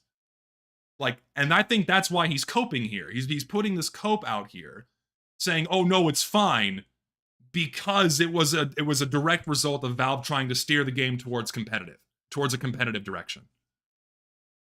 Oh, I'm sorry, it's not real evidence, even though that came directly from Valve's mouth in an interview. Dave Riller, go look it up. You can at least see that there was a reason behind it. That said, I would like to go on a tangent. We've seen what happens when an item is too strong and gets nerfed a bit too hard and needs a buff.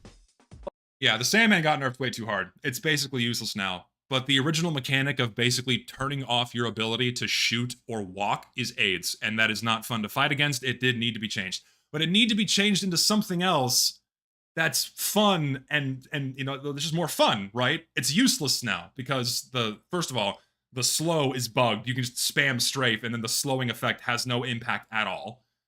It needs to be done into something else, and you need to make it powerful.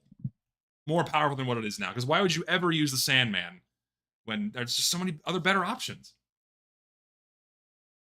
Like, if they'd still let it combo with the cleaver, somehow, without it also comboing with the Natasha to slow, because I think it does combo with the Natasha, doesn't it? I know there's some kind of exploit you can do, like on Halloween maps, where you can still, or I'm probably misremembering something. But if they could find a way to have the guillotine combo with the Sandman without it turning off your ability to shoot or walk, then fine. Then fine.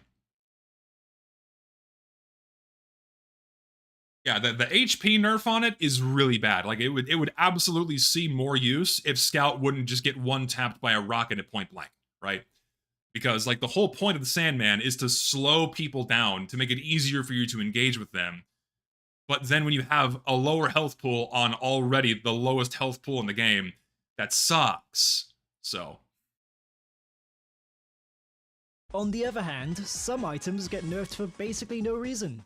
Yeah. Seriously, why did they nerf the Bison? It wasn't overpowered. Because Valve doesn't play their own game. That's why they nerfed the Bison. They had no idea what they were doing. It wasn't banned in competitive.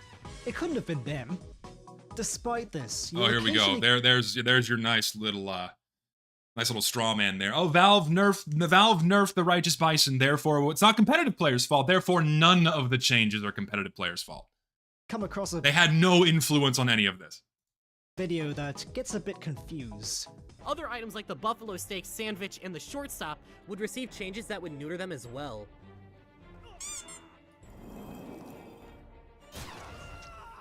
These items were never particularly powerful in casual mode, but the items had niche uses in competitive mode that would cause them to be banned. So, Yes. they had to be nerfed. Yes. Look, the what? You're a cool guy, I don't have any issues with you. The following critique is about this thing you said and not you as a person, okay? Don't harass him, etc, etc. What do you mean by these items? Wix. I cannot believe how many mid-roll ads this motherfucker has on his video. This is insane.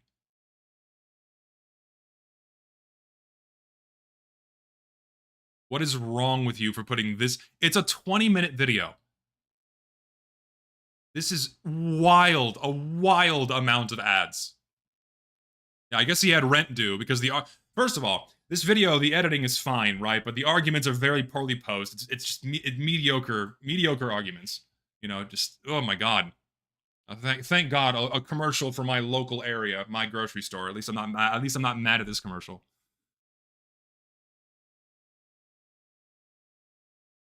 Again, once the stream's over, changing browsers immediately. Changing browsers immediately. The boil costs less than HEB is great. They have good food. Only the buffalo steak was an issue in competitive play. They added an alt-fire attack to the shortstop where you reach out and shove someone. What? That's a fucking joke. What? But now it's no good at spamming, but it's like... Thing is, here's the thing, man. Valve nerfed these things for competitive players, but the competitive players didn't request these specific nerfs. But they still were changing all these weapons to cater towards a competitive 6v6 format. Flat out. But then Valve made some wild decisions that made no sense on several things. For example, the Bison. Like a shit shotgun. What the fuck? Why would they do that? They slowed the projectile by 30% as well.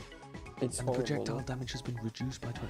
It was that was the Bison change was ridiculous. Disappointing. They didn't fix any of the overpowered weapons.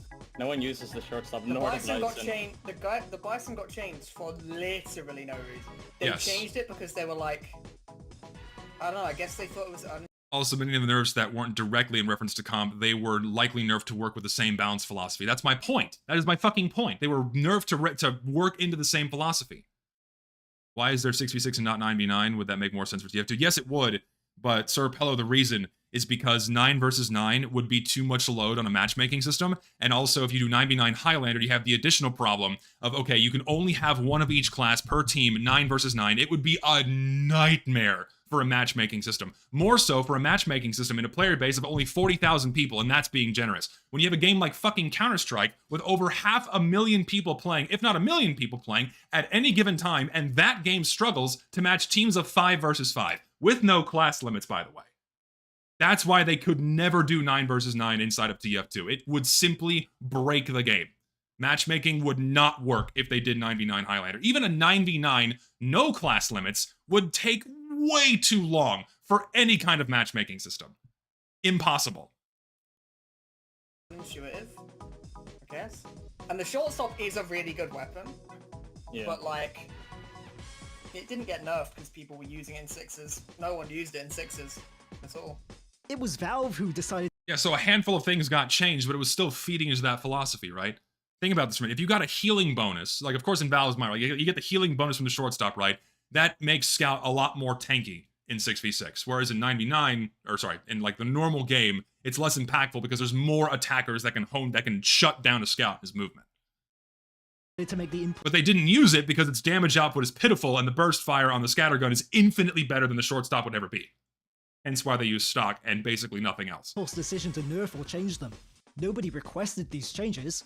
As for the steak, that change was a bug fix, and it doesn't even fix the issue that people were complaining about. People ban this in competitive because it makes heavy fast, just as they used to ban all things that made heavy fast. So Valve looked at that and went, okay, we need to nerf this so competitive players use it again. Of course, the competitive players didn't request the specific change, but they were absolutely rebalancing all these things to fit into a 6v6 format. How does raising the damage phone prevent people from rolling out to mid? You know, when there aren't any enemies nearby to damage you? The world may never know. The change Valve made was completely tone deaf and then Needed during the start of the round freeze time, saving many seconds of the first rollout. Proper solution, disallow eating during freeze time. Valve's change, completely unrelated. I could not find evidence of being comp focus change. But they still nerfed it for the sake of 6v6. Of course, again, these guys didn't request these specific changes. Some of them weren't anyway, but some were very specific. About the weapon. But they still nerfed it for the sake of competitive mode. Of course, nowadays, people are starting to realize that the whole heavy to mid thing might have been a bit overblown.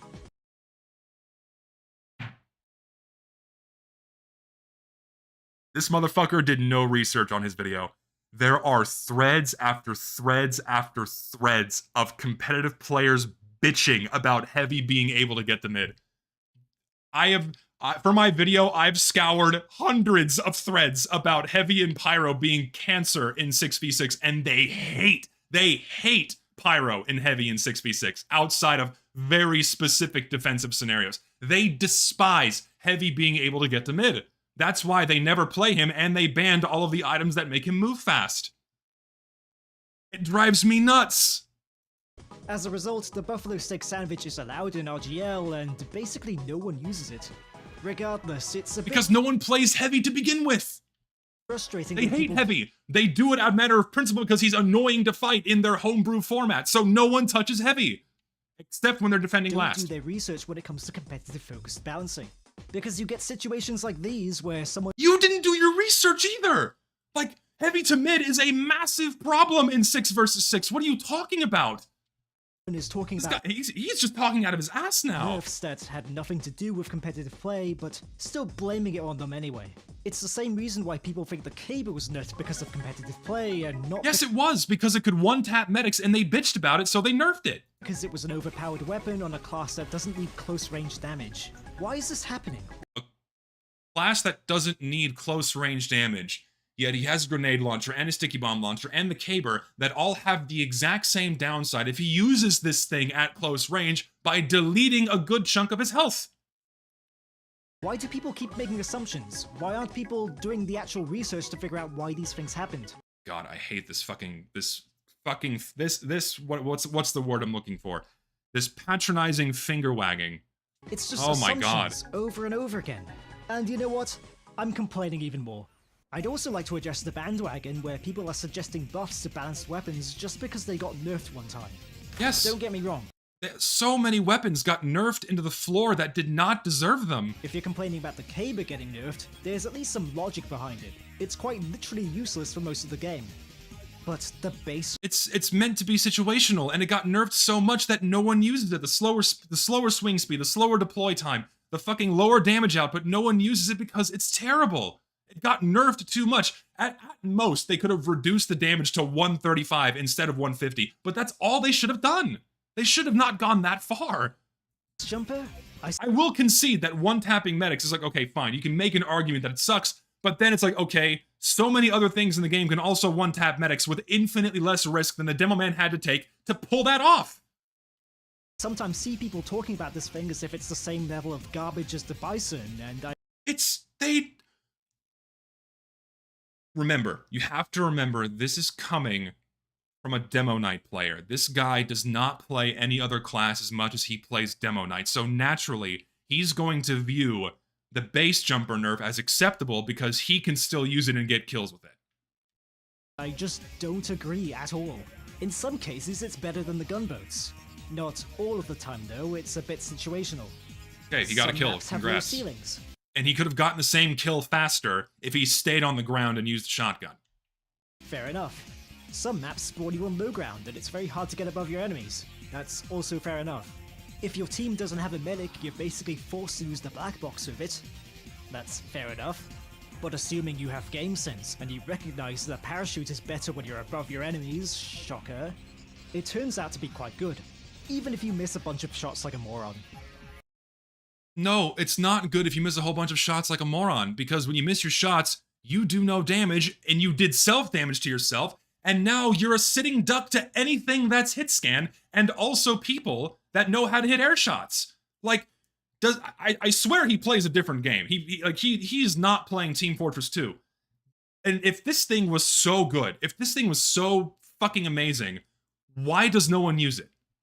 Why does no one use the base jumper? Because it sucks. It's terrible. They nerfed it too much.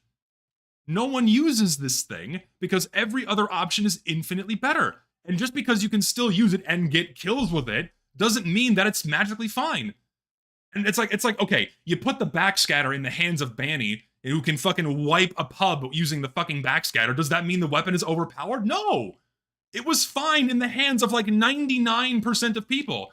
But because a very small, narrow swath of people that have poured 10,000 hours into this fucking game can abuse the movement mechanics inside of an alternative game mode where all of the downsides against the fucking base jumper do not exist in the form of hit scan, engineers, heavies, everything else in the form of hit scan because most soldiers use fucking gunboats, of course it's going to be infinitely more powerful there, and also fewer attackers. It drives me— this weapon was explicitly nerfed because it was trying to cater towards a 6v6 format. It was fine in normal vanilla play. And then a handful of people got too good with it, and therefore Valve nerfed it. And only because it was powerful inside of a game mode where there's fewer players and all of the counters against it don't exist or are not used. Fuck. And also Sniper, because competitive Sixes players rarely use Sniper. He's condescending and passive-aggressive because he knows he's wrong. How did you not die with the fucking parachute? Nobody ever looks up, that's why. Hide above doorways, why not? Drop. Everything is good against bad players. Everything is good against bad players. Just because someone doesn't look up doesn't mean this weapon is magically fine and that it's okay. Just because you're playing against a brain-dead person that does not understand the concept of a shot coming from anywhere other than in front of them does not mean that the nerf is justified. The enemy medic super. Who would have guessed that Soldier, a class that loves being above his enemies, 39 damage. would get mileage out of a weapon that puts him above his enemies? Oh, look at this. You land one shot, congratulations. You got a kill. You got a kill.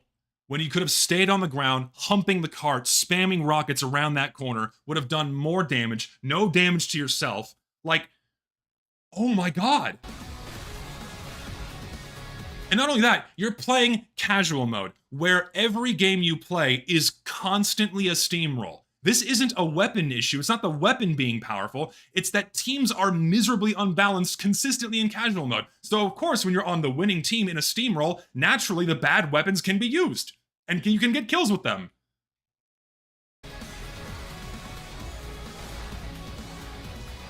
If you ever want Like his team is stuffing their spawn, and he's using that as an example of, oh, the base jumper is therefore fine. That's insane. And another fucking mid-roll.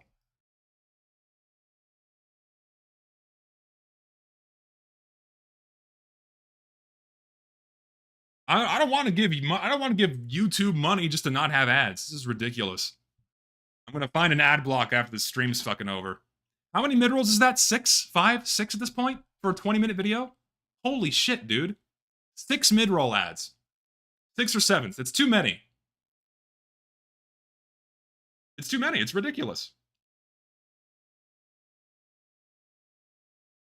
Thing is, my U-block doesn't work anymore. I have to figure out what's wrong with it. I'll fix it after my stream's over. Yeah, rent is due, clearly. Jesus Christ. Do people still play this game, by the way? Do people still play, what is this fucking called again? Valorant? Do people still play Valorant? On top of enemies and then kill them. Imagine Super Mario Maker, but with a screaming American. It even lets you move faster while it's active. Well, faster than ground speed anyway. You get to chase people down while floating ominously above them. Okay, but you sacrifice a shotgun or a banner, which are infinitely more consistent and powerful options, for something that deletes a third or a quarter of your health to get yourself airborne and putting you at the complete mercy of all hit scan. It's great. Also, it would probably help if you stopped rocket jumping like this. Maybe it's not the weapon that needs a buff, but rather your own skill level. Not. Oh my god. There it is. You're just bad at the game. That's what a horrific argument. Of course, if you put any weapon in the hands of a top competitive player, they're going to be effective with it. Again, you put the backscatter or the shortstop in the hands of Banny, he's going to melt the fucking server with it. But in the hands of the other 99% of people that engage with Team Fortress 2, it's a non-issue. This item was a non-issue. It's terrible. Thing is, coming from Solarlight, it's not even bait. Like, I think this is the real angle of it. Yeah, this video is not even about the caber anymore. If you were good, all of the flaws you see would magically disappear. Exactly. What Lucid, help me. There's no logic or reasoning here. It's like, oh yeah, if you were just good at the game in general, all of these flaws with these items would magically go away. Oh my god. Oh, it's horrible. Not every individual item needs to be noob friendly. Do people complain about the gunboats for this very reason? Of course not everything needs to be noob friendly, but when you can only utilize this thing at the highest levels of play and have it be effective only then, maybe something is wrong. No, it's up to the player to master the weapon and not the other way around. So sorry, you have to pour in 5,000 hours into the game in order for the base jumper to become even remotely as good as a shotgun or a banner after 100 hours or 50 hours, right? Like, oh my god. You get a surprising amount of air maneuverability when using this thing, but because most players don't know how to airstrafe, they get a bad first. Most players, most people don't engage with the game. Most people don't engage with the game like you do. This is basically just trickle down balance. This is trickle down balance from Solar Light. It's the exact same argument. If it's okay at top competitive play, therefore it's fine for everybody else. Horrible logic. First impression. Yes, if you move like a noob, it's going to feel bad. Know how to strafe though? Very good. Don't be the person complaining about a skill issue and asking for buffs. Be the person who wants to get better. Play. Oh my, okay, this same argument could be applied to the Righteous Bison. Just get good. You can get kills with it if you're good at the game. Just get good at the game. Therefore, the Righteous Bison is fine if you can get kills with it. Doesn't need to be buffed. It's totally fine. Just get good with it. Shortstop, just get good. That can be applied to literally everything in this game. What a horrible video. Some jump maps, learn how to C-tap, etc, etc. And don't underestimate the power of the spacebar. Yeah, just min-max the game. Min-max the casual game. With a well-timed parachute deploy. Oof. Oh, but if you jump into a sentry gun, you'll get owned. Don't do it then.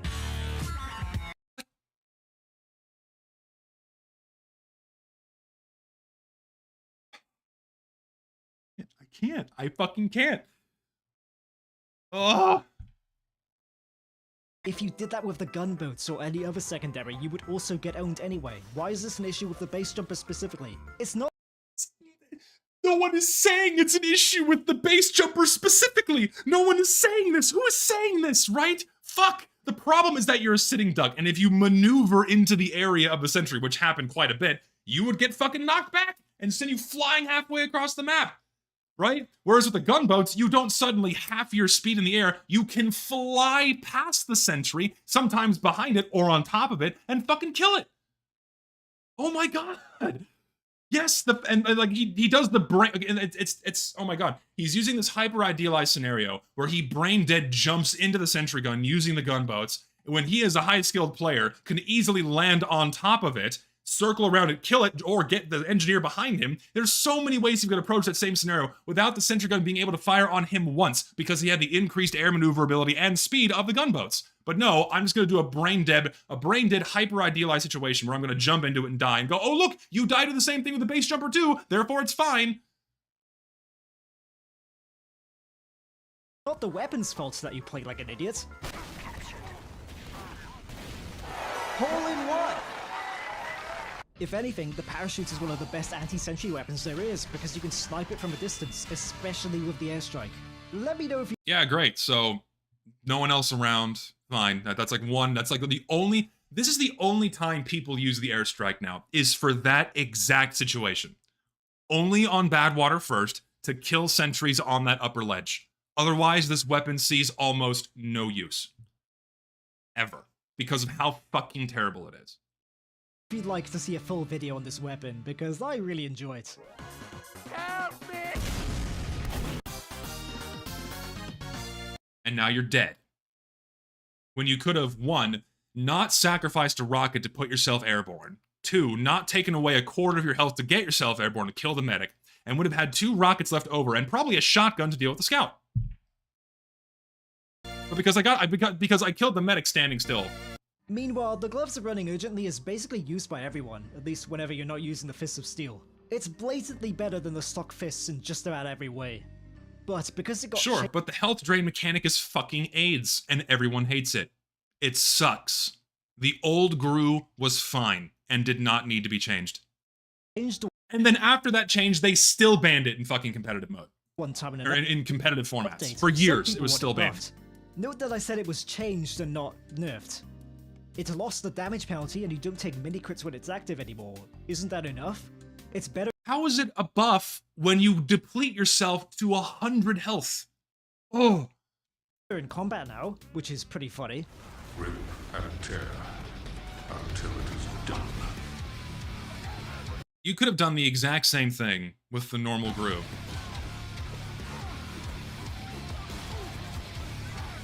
And then when he got picked at by that sentry for that brief moment there, he would have lost way more health.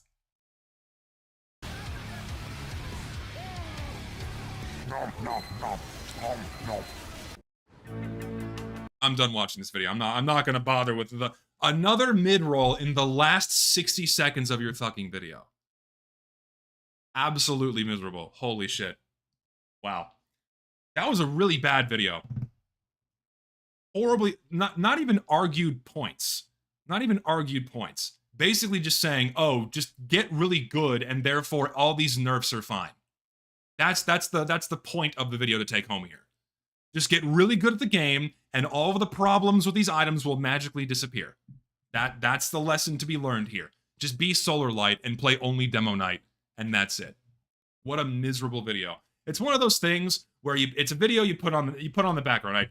You fire up this video, you have it on in the background, you're not really paying attention to it, right? You're not paying attention. You're just kind of half listening to it. But if you think about it for more than 2 fucking seconds, you're gonna realize, oh shit, these arguments hold absolutely no water.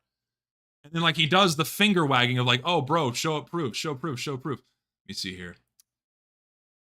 Where is like let me fire up my bookmarks here. Actually, let's just do this. Let's pull up a TF2 thread. Let's go to threads. Let's just do Pyro.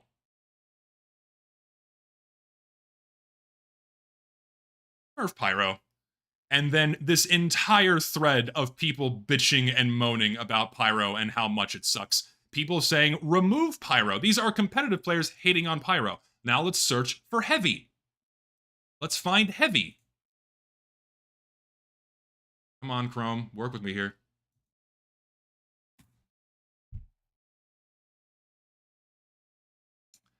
Heavy and Pyro. How can they be changed? Took me 2 seconds to find this fucking thread. Remove whichever sucks to play against the most. I mean, that's like the sentiment, is either change or nerf them because they don't fit into a fucking competitive format. And this has been the sentiment for years. They've been arguing about this shit for years. Oh my god. And it's so fun. It's such a delicious contradiction where they bitch about Pyro, but they never play him. They bitch about Heavy, but they never play him.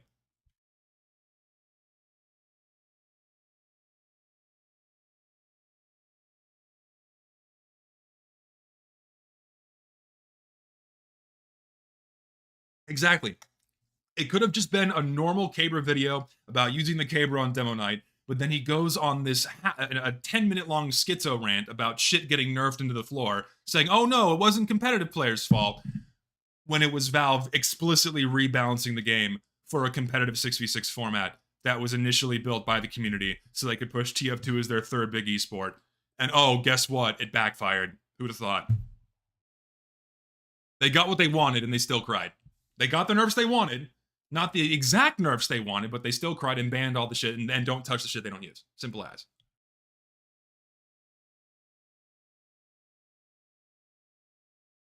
Yeah, any class that dares oppose the meta is seen as a gimmick, bad, or overpowered. That is TF2 competitive 6v6 in a nutshell.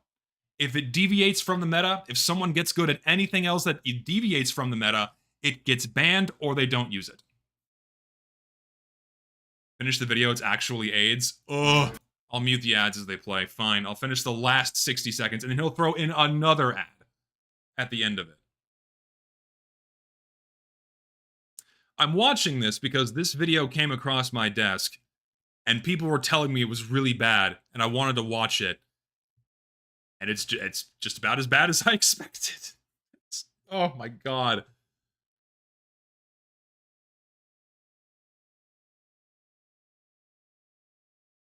Alright, how does he close this out? To have the spatial awareness of a brick, but I would genuinely be sad if they reverted it to the old version. You don't play Heavy. Watching Fishstick's video about the weapon, it basically matches my own opinions, and he saved me a job. I didn't even have to ask him. Sorry for the long delay between videos and the slop. Yeah, I don't care. I don't care. He's now self-promoting at the end after putting 7 mid-roll ads into his fucking video. Let's move on to the What Shows video. Was this it? This was it. By troll. I watched some of this already, so I'll just start from the beginning. I gotta piss. I'll be right back. I drank too much water, now I have to piss again. I'm not finishing the fucking video. I don't care. The last 60 seconds is not worth it.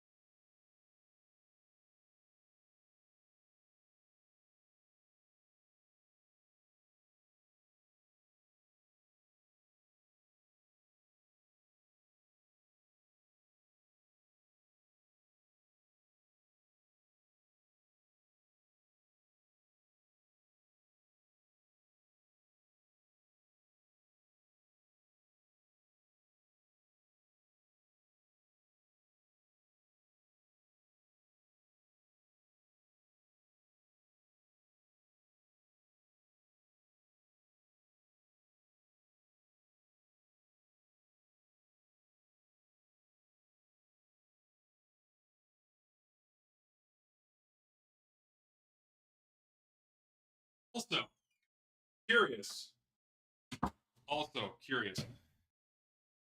I need to fact check something on me real quick here. TF2 competitive white. So let's go to RGL 6v6. Fuck off. Oh, well, would you look at that? Base jumper still banned.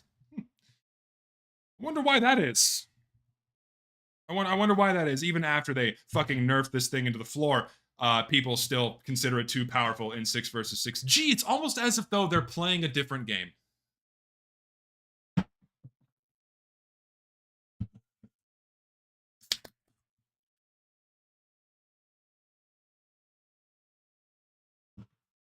Yeah, they ban looping taunts because they don't want people to be able to see around corners. Like, if you're just taunting as a scout, you can see what they're doing around a corner, so they ban them. And they ban the reserve shooter because they don't like playing against it, because a big part of 6 is blast jumping with the roamer and the soldier and the demo man, right? So being able just to shut down all of the jumping, which is why they find it fun, therefore they nerf they ban the reserve shooter, because they hate playing against it.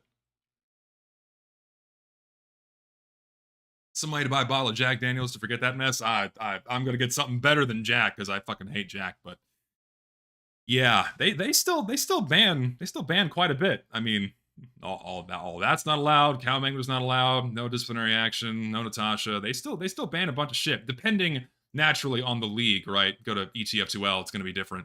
So they allow the base jumper in ETF2L, but they ban other things like all of Pyro's secondaries are banned. Except the flare gun and the man melter. And you can't, no scorch shot, no detonator, because God forbid Pyro be a little bit more mobile and also be able to deal long range chip damage, because you can't hurt those crit heals. You can't hurt those crit heals. Yeah, they banned the gas patzer because it's bugged and you can throw it through thin walls.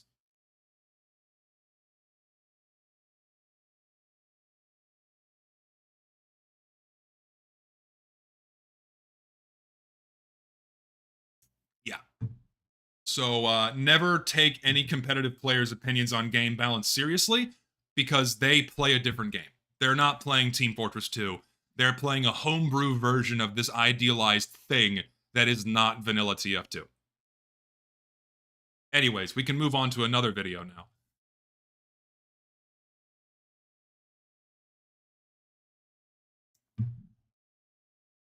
Wasn't the Iron Bomber projectile bugged yet, and they didn't ban that? Because it was fine in their format. So they didn't hate playing against it. So they didn't have to ban that one. Yeah, this video is interesting.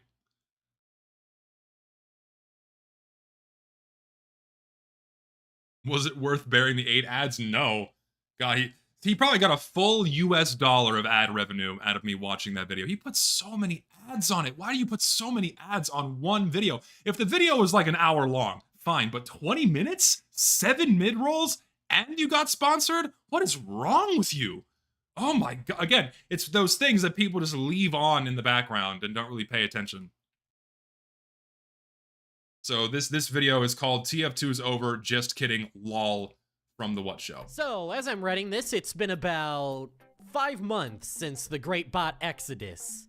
That's right, TF2 has been bot-free for the longest it's ever been by a long shot, and it's looking like this is gonna be— You're gonna forget the first 8 years of this game before the matchmaking system didn't exist and directly facilitated the bot crawl. We're just gonna forget that like before Meet Your Match just doesn't exist for a bunch of people.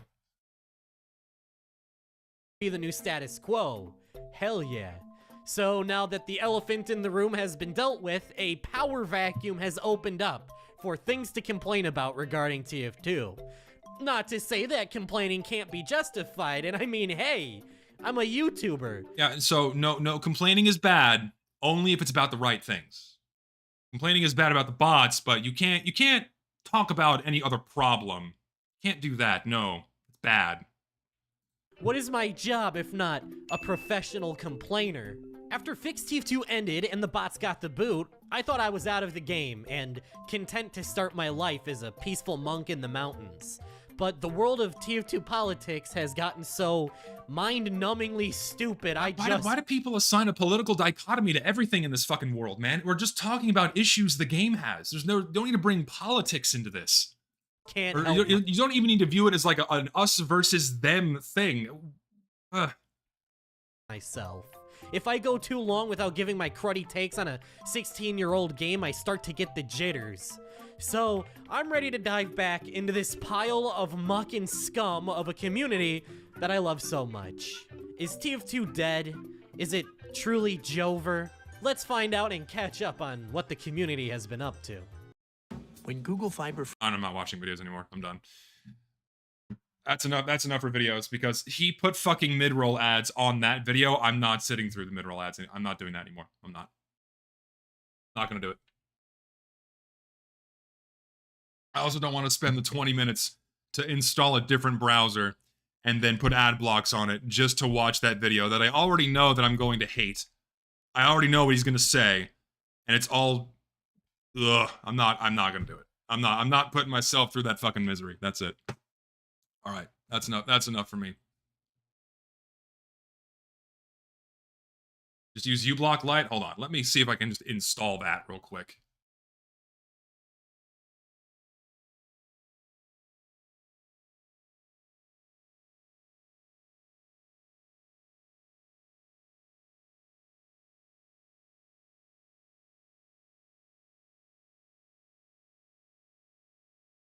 Installing. Hold on.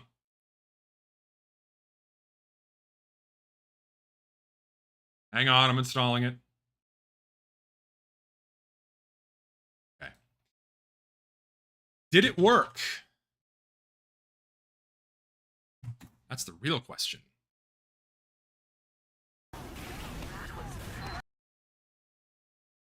By trolling a chair out regarding TF2.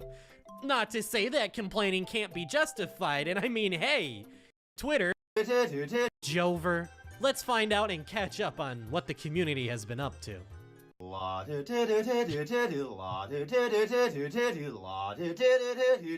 If you've been following the TF2 side of Twitter, first off, sorry for all the gay porn, but secondly, you've probably seen a lot of discourse surrounding matchmaking. What's better, quick play or casual? If I had to take quick play. Like there's no argument to be had. Quick play is objectively better than casual in every way. The amount of shit you have to put up with inside of casual mode, all of the problems that casual has, never existed with quick play.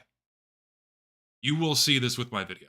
Guess, I'd wager that this topic is going to be the next big cultural battleground in the TF2 community. It's not even a culture war. We just want the game to function better.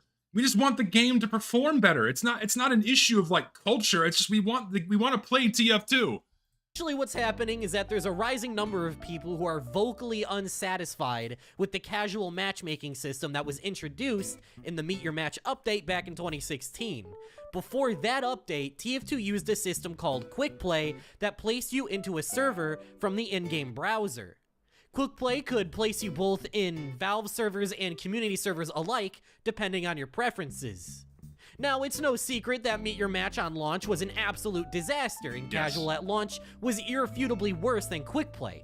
But in the time since that update dropped, casual has had a chance to have a bit of a redemption arc, with plenty.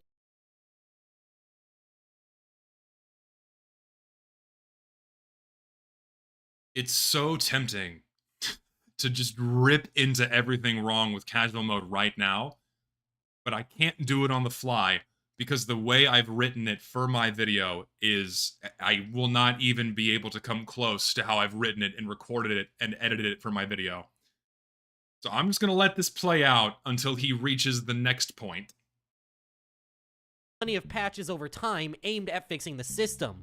So today, you have people who defend the current casual system and because they never experienced quickplay. These are people defending anyone who is seriously attempting to defend casual never experienced quickplay. And the majority of people who play TF2 nowadays started playing after Meet Your Match, so they have no point of reference. So naturally, if you tell someone who's always been eating burnt steak that there is a better steak out there, they're going to look at you like you grew a second head and go, no, you're wrong. This burnt steak is fine. I'm able to eat it. I'm able to play it. But that's because they don't have the experience and other perspective of just how much better quickplay was. And also people pining for the old days of quickplay.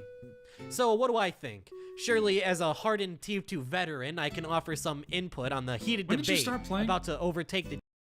It's the what show? Is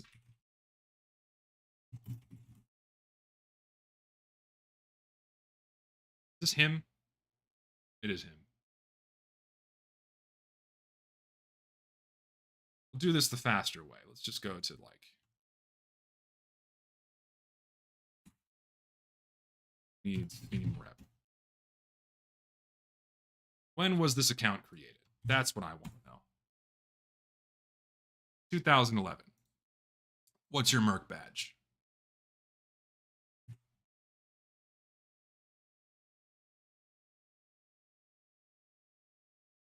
Convenient. I'd like to know when he started playing. The TF2 community. And I will say with my whole chest that I really, really don't care. Seriously. I mean, that's not to say I don't think there's any merit. Okay, so if you don't care, why are you talking about it? If you genuinely have no stake in this, if you genuinely don't care, why are you putting your hat in the ring? Why should anyone listen to someone that does not care about the subject matter being covered? Content. In discussing the strengths and weaknesses of either system, I can sympathize with the people who hate casual matchmaking and think Meet Your Match ruined TF2, and I don't think casual mode is this shining paragon of video game matchmaking either. I have my issues with the system too, like lack of vote scramble or auto scramble, Which would not work in the presence of a matchmaking system. which leads to one-sided roles. Free-to-play accounts still can't communicate or call. Bullshit change that has nothing to do with the matchmaking system and is entirely on the fault of Valve putting this change in to mute bots instead of fixing the actual problem it was bots, totally unrelated to matchmaking, except the fact the matchmaking system caused the bot crisis in the first place. All for a medic. Too much downtime between matches, which are a requirement of a matchmaking system because it has to assign skill ranks after a single round, hence the point of skill-based matchmaking. If you demand the removal of this, congratulations, you're just playing quick play again. To leave and re-queue instead of vote for the next map, being placed into a game right as it's ending and being forced to... There's no workaround for this either because the game views an empty slot as an empty and has to put a player in. Immediately There's no timer on it. Queue. Whatville. Players on the losing team tend to leave and don't get replaced quick enough, leading to one-sided roles. Because it uses skill-based matchmaking, and it has to work harder to fill vacant slots on a team that was already formed, hence it takes longer to find a person of appropriate skill to assign to the team, and it doesn't work. can't use mods. Mods have nothing to do with the matchmaking system, but I do agree, put mods back into TF2. In casual, the map pool is so bloated during seasonal This is a massive problem. events, it's hard to find full lobbies. What, Vil? But I'm not gonna pretend like these issues inhibit my enjoyment of TF2 enough to make They do, and you don't realize it. me wanna rip off my shirt and rally in the streets. It's never been that deep for me. Then why comment on it? Why should anyone take your opinion on this seriously? You're putting your hat in the ring and you say you don't care so much. Why? It really just has to be for the content. It just has to be for the video. It has to be for the ad revenue. There's no other reason to do this if you just don't care. Most of these points come down to minor gripes for me. Every time I boot up TF2, I use casual matchmaking and have a perfectly fine player experience. That statement alone confirms for me that he probably didn't play TF2 that much before Meet Your Match. If he genuinely believes that, he did not experience quick play. Or has forgotten, because it's been so long. I'm not even staunchly opposed to quick play either, so no matter what the outcome of the matchmaking versus quick play war is, I'm gonna be perfectly fine. And this is how most people engage with the game now. They don't care either way. So I don't care enough to talk about what system is better. That's not really what I'm interested in. What I will say is to everyone who's rallying for the return of quick play and a complete rollback to Meet Your Match, it's not happening. Valve isn't gonna Why not? suddenly overturn Meet Your Match and let all of the work they put into casual go to waste. Is that not what they did with Meet Your Match? Is that not what they did in 2016? Like, Valve's not going to suddenly come in and do work on their game? Like, we all thought Valve was never going to fix the bots, and then they did. So, like, are we just going to assume that they'll never improve the game ever again? Does it mean we should never fight for improvements, ever? Just fuck it. Roll over and take it? Like, I don't get this. Tough pill to swallow, I know. Just wait until you find out Santa Claus isn't real too. The Meet Your Match update that introduced casual mode came out 8.5 years ago. To put that into perspective, that's like 250 Concords. Okay, so it's been in the game so long, therefore it's not worth fighting to fix it, or fighting for change. To put that further into perspective, half of my audience wasn't born yet. When this update came out... Yeah, Meet Your Match was 8 years after TF2's launch, so it's like... Valve had a whole team working on TF2, and these days... No, they didn't. Spoiler. At the time, Valve had probably 2 or 3 full-time employees explicitly working on TF2. Otherwise, they were working with members of the CS team. There's like... Proof for that is coming in my video. 2 people working on the game in their spare time. And if there's anything those people who work on the game now don't want to do, it's rock the boat. If Valve won't change something as small as a cosmetic that lets you join the pink team, what makes people think they're gonna overhaul the game's matchmaking system from the ground up? Because a small... If you fight for it hard enough, they'll absolutely step in and do something. What? Just roll over and take it? Like, no, you should, like, I don't understand this defeatist mentality. It's ridiculous.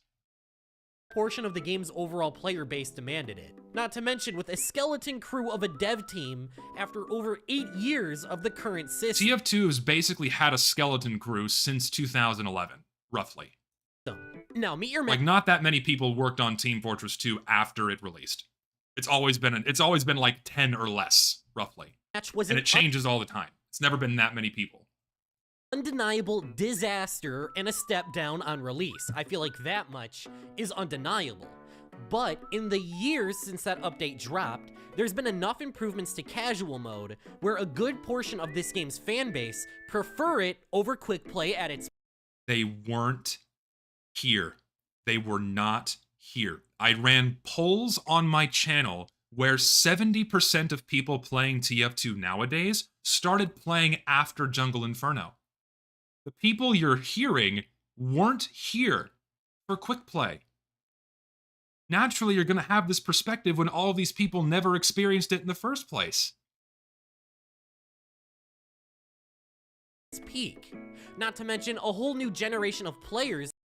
Like my audience alone attracts a disproportionate amount of veteran players. But right now, let's run a poll right now of people watching me. How many of you did you start? So, when did you start playing?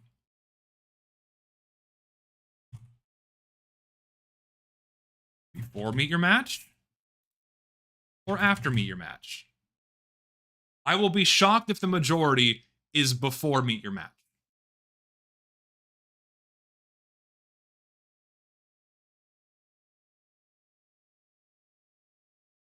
50%. And this is my audience with a disproportionate amount of old heads that play TF2, right? Because that's the audience that I attract. So just in my audience, right? Just in my audience that attracts a disproportionate amount of older players, basically half of the people watching me right now did not experience quick play. And then if you go to all these other channels, it approaches 70%, if not more. Holding steady at about 54%.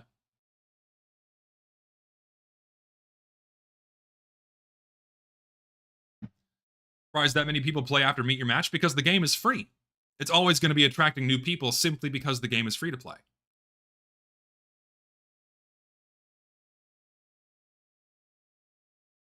And I'm going to find this poll I did on my YouTube channel. Hold on, let me find it. I ran a poll on my main channel. I'm going to scroll to find it because that's also good data. That's worth showing. Let me find this.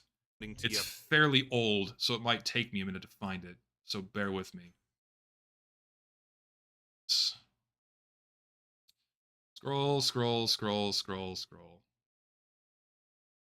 Let me find it.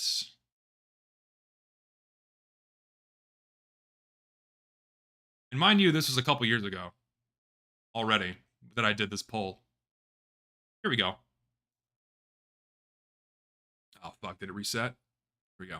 When did you start playing TF2? So what is this? You know, good chunk of people, 40%, mimicking what we have here.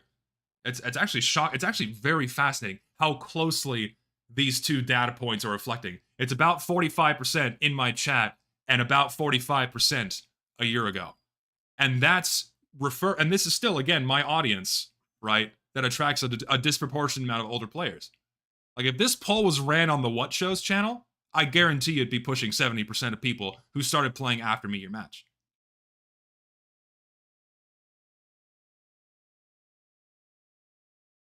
The amount of people who played TF2 before quick play is going to be very, very small. Very small.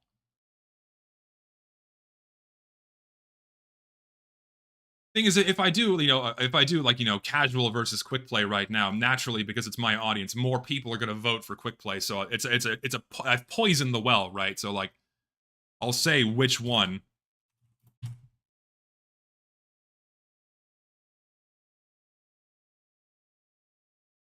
Right? Start poll, right?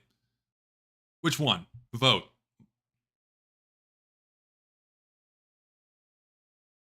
Yeah, it's overwhelming quick play because that's my audience, right? This is the audience that I attract.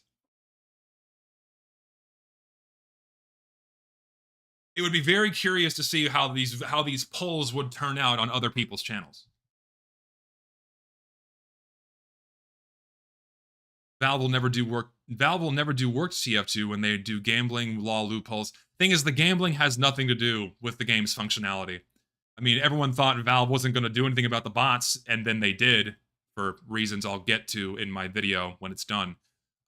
So, like, saying Valve will never work on the game ever again is, in my opinion, kind of nonsense. Especially if you push for it. Like, if you fight for changes, then like we have a multi-year-long history, right? We have a multi-year-long history of people fighting for change in TF2. Be it from me about cosmetics, be it about the fucking bots, and what does Valve do? We experience change, so why should we just suddenly roll over and take it on our belly, go belly up for Valve to stomp all over us when it comes to just improving the overall experience the game offers? Like, I don't get it.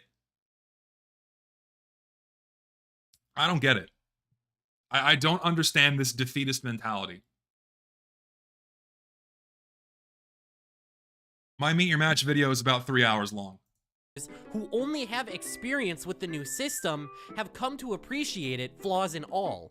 If Valve were to suddenly uproot this system, it would cause a culture shock in a large portion of the game's player base. Exactly what they did with Meet Your Match.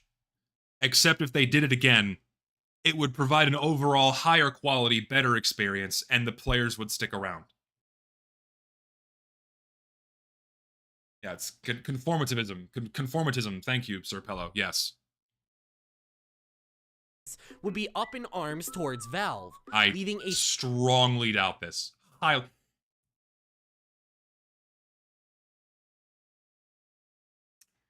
If you experienced lower queue times, if you experienced being able to play the game for more than 10 minutes, if you experienced team scrambles, auto-bounds, if you experienced being able to pick a Valve server from the server browser, if you experienced being able to select any map of your choosing from the browser, be it on Valve or community servers, if you had the option to have a uniquely tailored list of servers presented just for you, containing both Valve and community servers, based off of a variety of options like 32-player, 24-player, random crits, no random bullet spray, whatever you wanted, if you had all the if you could switch teams whenever you wanted to, if you could call for a vote scramble whenever you wanted to, if you had all of these options and avenues for play immediately presented in front of you, would you be upset? Yes or no?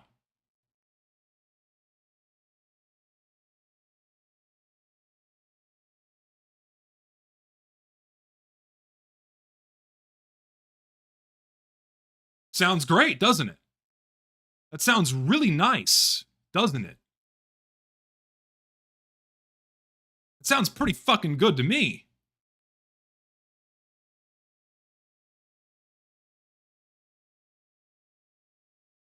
Skeleton crew to mop up the mess they just created by doing a full reversion.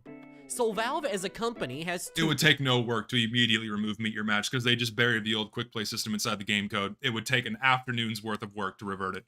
Choices. Bring quick play back, appeasing a small portion of the fan base, but fracturing the player base and creating a division. As we've just shown, at least from my poll, it is not a small portion of the player base that takes issue with casual mode. Most people understand that there's something wrong with casual.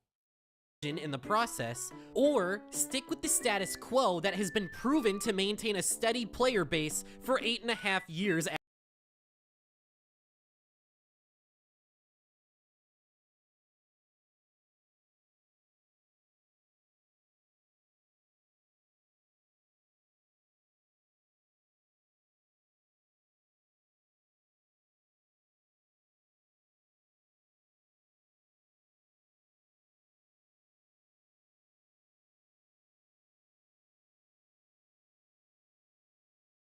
Oh, would you look at that?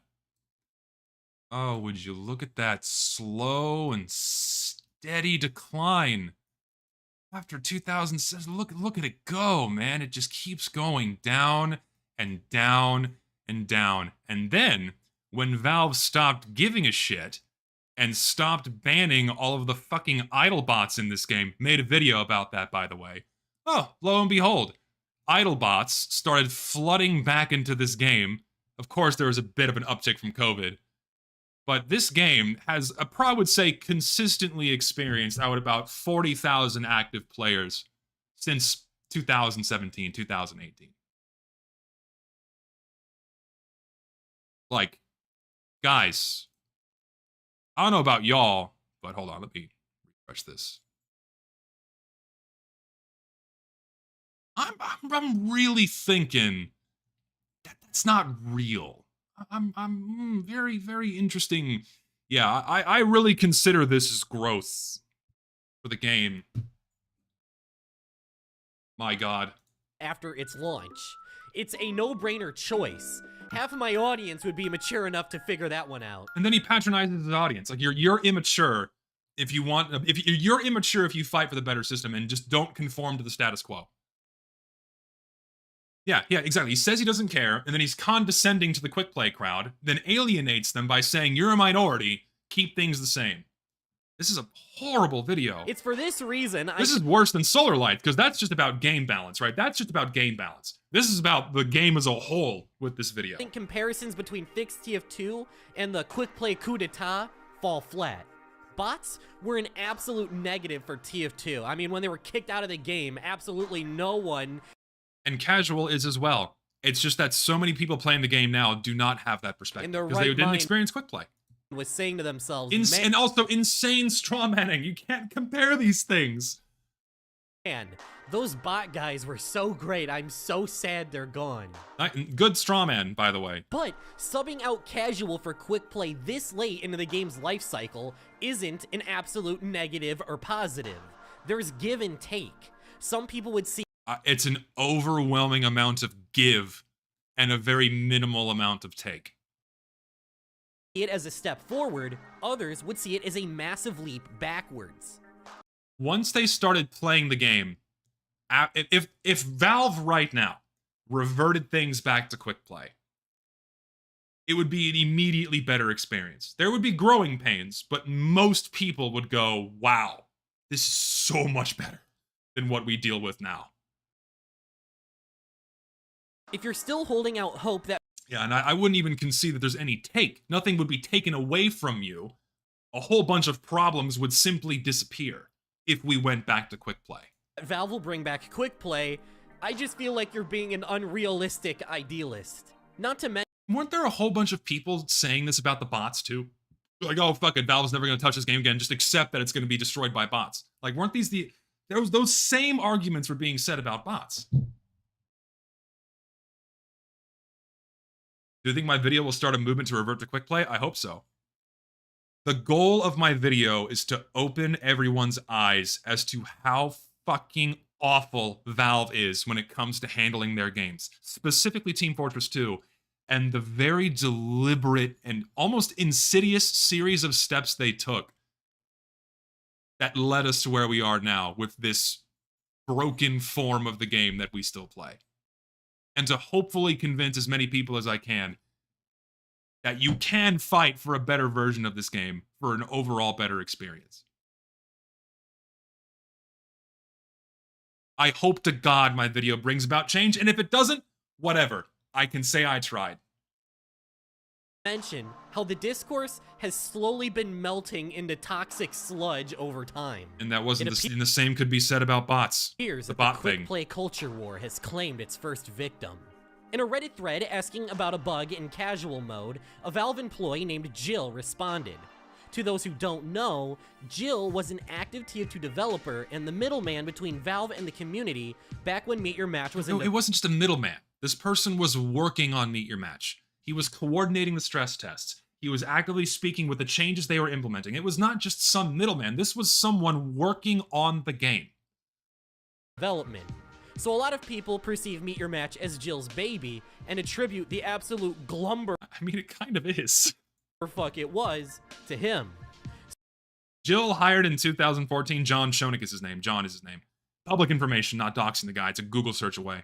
You know, hired in 2014, set to task on TF2. Gee, I wonder why he was set to task on TF2 after being hired such a short time ago. And so convenient, too, that during 2014, 2015, that's when Valve, you know, there were some repo leaks that Valve was working on a matchmaking system. Coincidence? I don't know, man. Just so now, a little fishy. Naturally, there were some people who were upset that he dared show his face in the holy sanctum that is r/TF2. After posting this message in the thread, Jill would receive— No, Jill's just a man. —horrifying harassment and verbal outrage. That is, until you actually read the comments yourself and— When are we getting quick play back? You're so funny, John. Posting this just before patch notes with fixes to the matchmaker went live, almost as funny as you when you said Meet Your Match is going to be neato. Don't you intrude my TF2 with your quirky haha ooh woo ever again. That shit was nasty. Flare checks out. Just shit talking the Valve dev. Fully justified with how they've been treating this game since 2016. This isn't even like cruel or like overtly mean. It's just mocking the guy. realize this supposed harassment had And about of course, he had to downvote it too. The What Show had to go in and be our hero and downvote these comments. as much bite as your average angry YouTube comment. Something tells me Jill's gonna be fine, guys. Yeah, this, of course, when people started bitching and moaning, like, oh, we're harassing the Valve dev, we're being so mean. All of these people swoop in and start, and all the bootlickers come in. All the bootlickers come in, violently lashing their tongues, lapping off that mud off their heels. We love you, Jill. We appreciate you. Thank you. Despite you leaving the game to rot after 2016. Yeah, we really appreciate what you've done to this fucking game. Thank you for letting bots infest the game for 8 fucking years. But there was also another incident where someone bought an in-game wedding ring that shows the entire active player base a custom message. They specifically bought this ring during TF Connect, a live-streamed charity event, because Jill and 2 other active Valve developers were part of a segment in-game for the event. This shit was funny. And the message they chose to write essentially... It's so good. It's so good. Oh, it's so funny. Oh. Oh my god. God forbid we poke fun at the Valve developers. God forbid we criticize anything they've done to this game by doing something like this. Oh my god. God forbid. It's such a... Oh, I weep for these devs as they have their multi-million-dollar paychecks. Oh, they're in such a tough situation. Such a rough spot, these Valve devs. Oh man. I feel so bad for them. We're being, we need to be a little nicer to these guys. Because this is just an overt act of brutal harassment. Hashtag Pog. They blamed Jill for ruining Team Fortress 2 with Meet Your Match. They're not blaming Jill explicitly. They put Jill's name there because this guy was the figurehead, the face, and was coordinating all of the stuff around matchmaking. So naturally, his name's going to be ascribed to that, right? Obviously, he wasn't the only guy working on the game, but this was their point man. This was the main guy, right? And he said Nito, right? They're twisting the Nito thing because it was very much not Nito in any way. Leave the multi-billion-dollar indie company alone. Mind you that this happened during a charity event. Yeah, where this charity event goes to great lengths to sanitize their stream, where no one can interact with it. There's no game chat. There's no game chat. They had the no cosmetics mod. In-game notifications were turned off, so they didn't even see this. At least on the stream's end, they didn't even see this, right? So this didn't even impact the charity stream in any way. It had no negative drawbacks at all. So, okay. And they still raised their money. Protesting Valve by giving them 100 of your hard-earned dollars. Yeah, Valve makes a public appearance. I believe it's in every player's right to at least raise, kind of go, hey guys, you fucked up. Despite the amount of time, it's like that's the time to do something is when they make a public appearance, right? Charity event or otherwise. Really sticking it to the man, guys. Now, Yeah, that's the idea, to publicize how pissed off people are about how they've been treating the game. Ridiculous. Understand the resentment people have towards Valve. They took a product we like, tarnished it with a horrible update, and just and left it that way. And left it that way. Kind of left it to rot and fester for 8 years. Yeah. It's only right to hold Valve accountable and demand that the product that you like be brought to serviceable standards. But, and this is a giant but, it is absolute clown behavior to pin all of these issues you have onto one person. No one's doing that, by the way. Nice straw man. No one's pinning all of this shit on Jill. Again, Jill's the point man. It's all Valve.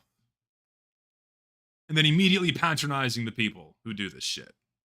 Come on. You gotta kiss the finger, you gotta kiss the ring finger and be thankful for the mistreatment. If Jill is some mustache-twirling villain pulling the strings to ruin TF2, and not the multi-billion-dollar corporation that developed Meet Your Match for months, approved it to be Oh, I can't wait for my video to be out. Released, and shipped the update in an underbaked state. I absolutely... Underbaked is an understatement. Do not condone... Not even that. It wasn't underbaked. The Meet Your Match update was functioning exactly as Valve intended. You'll see.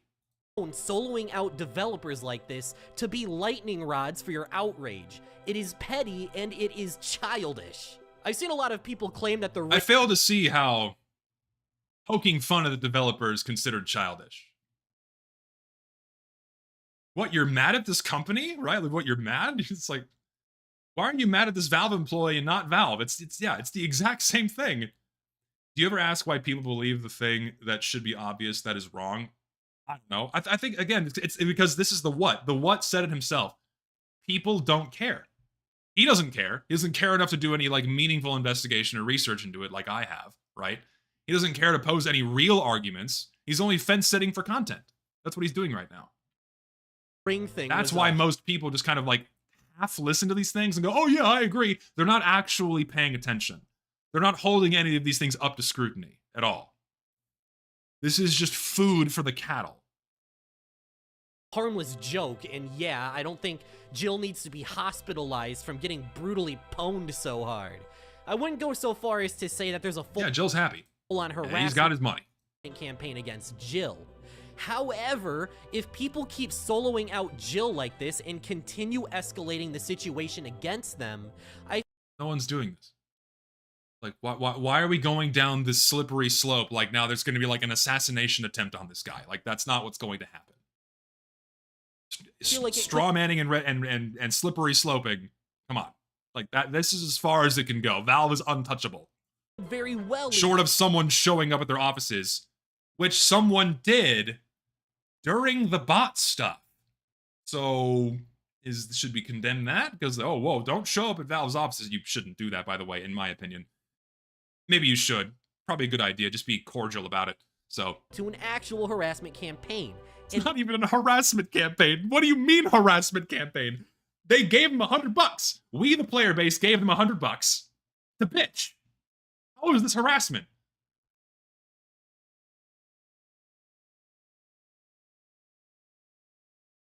If that happens, no one, including Valve, is going to take any of your demands seriously.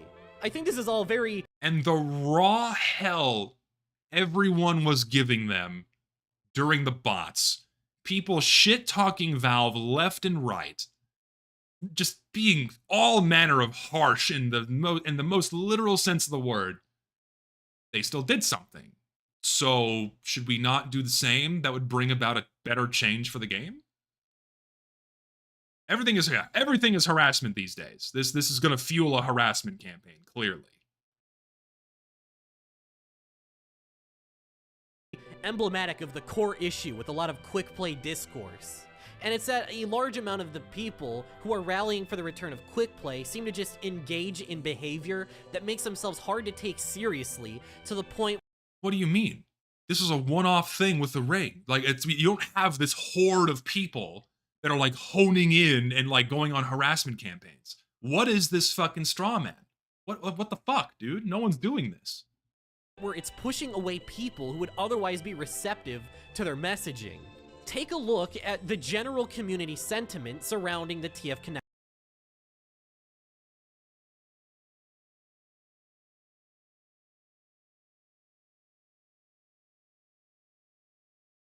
Harassment, guys. Stunned. The consensus is that this move was in poor taste and makes your movement look silly. You are not winning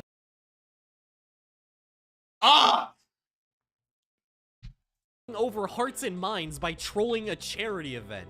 There is no way anyone who genuinely wants quick play back thinks this is going to get anything done. Reddit's reactions are fully contained in Reddit, and no one should take Reddit seriously. All they did was threw it was a very light jab in the grand scheme of things. A very light-hearted jab, right? And now this is harassment. Don't do that. No, bad. Only condemn and criticize Valve when they do other things. Not about quick play, though. Don't shit-talk them about quick play. No, only about other socially approved movements. I like how the disparages Reddit throughout this entire vid then appeals to them as an authority here. Exactly. It's like, again, we're fence sitting here. Yes, I did see the video about I did see Big Boy's video about the Emporium. We talked about that earlier. At least the charity ring was a joke, and it could have just been like slurs. Exactly, right. They could have just called Jill the N-word or something, but they didn't do that. Would I do a makeship of my OC? Makeship only does plushies of people that are popular and will earn them money. That will not happen with me because I don't have 1 million subscribers, nor am I a porn account on Twitter. So what? Am I implying that Valve is some sort of infallible saint and you can't complain about anything? You just have to mindlessly accept the way things are, get on your knees, and suck on Valve's boots Destiny style? I mean, you've really been saying that for the past 11 minutes, man. That's really what you've been saying this whole time. Are you gonna walk back on that now? No, that's not what I'm saying at all. You've been saying that. I'm not saying it explicitly, but heavily implying it for the past 11 minutes. Oh, and I am not bought into this toxic positivity narrative people try to push when you condemn things like this. No, that's not what I'm saying at all. And I am not bought into this toxic positivity narrative people try to push when you condemn things like this. Anyone paying attention knows that Team Fortress 2 has a massive, massive toxic positivity problem. It is a massive, massive problem where you cannot criticize anything about this game. Take it from me. You can't criticize anything about this game without people attacking you. And I mean attacking you. You can't criticize a hat. You can't say we have too many maps. You can't even float the most milquetoast of criticisms out into the public sphere without people saying you're whining, you're complaining for the sake of content, you're bitching about nothing. This is a massive problem in Team Fortress 2, which has prevented years of improvements because any kind of discourse criticizing how Valve handles this game just gets immediately shut down by all these people who are patronizing people who are complaining about things that need to be changed or fixed and finger wagging like, no, you're being very naughty. Be nice to the indie company. This has been a problem for years, man. Even before Meet Your Match, you had people that were doing this. Massive toxic positivity problem in TF2. No one ever talks about it. It drives me nuts. Valve is a small indie company. Do not bully.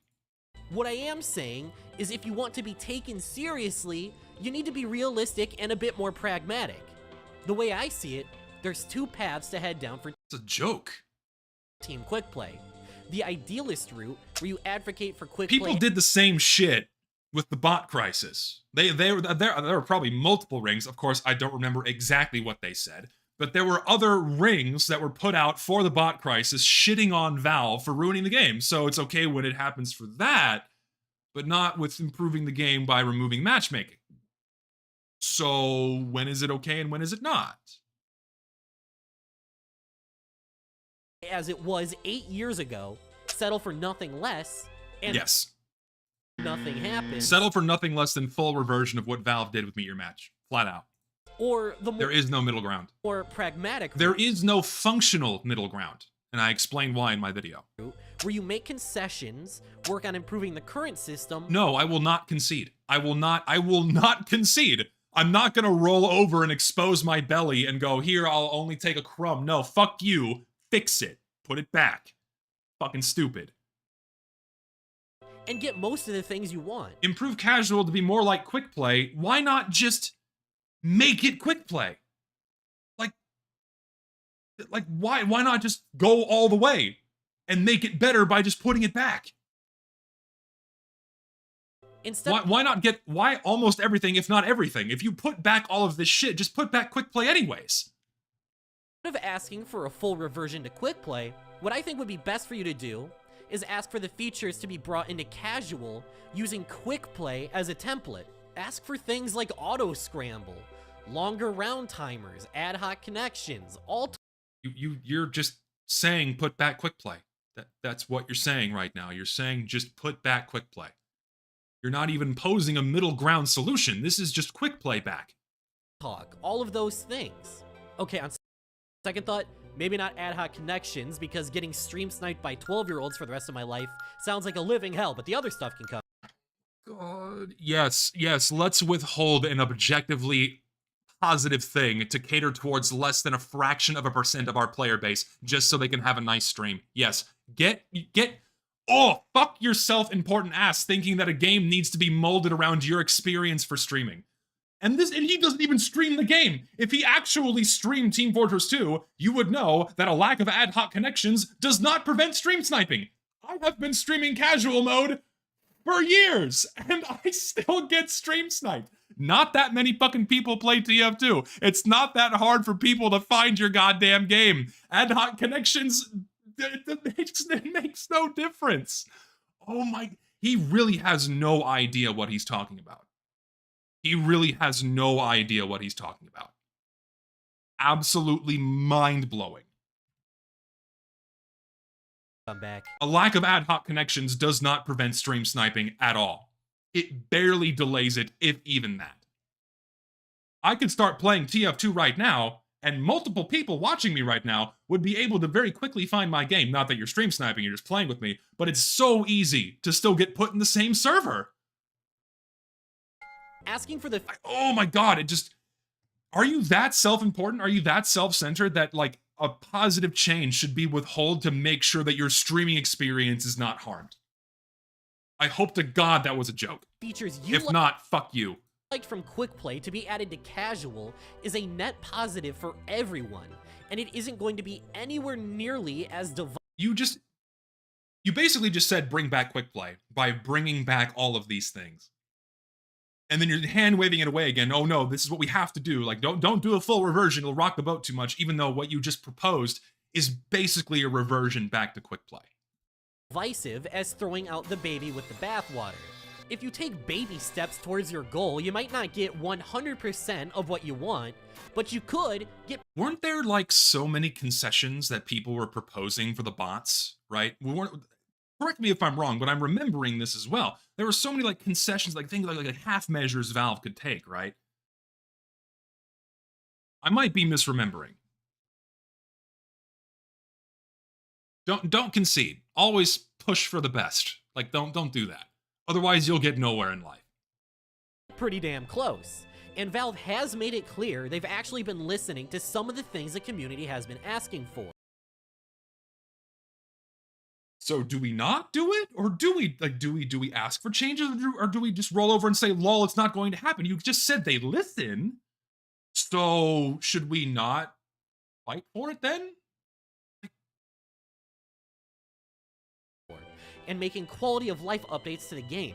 So it's not like asking for a reasonable set of demands is some unreachable goal. So, if you want to see...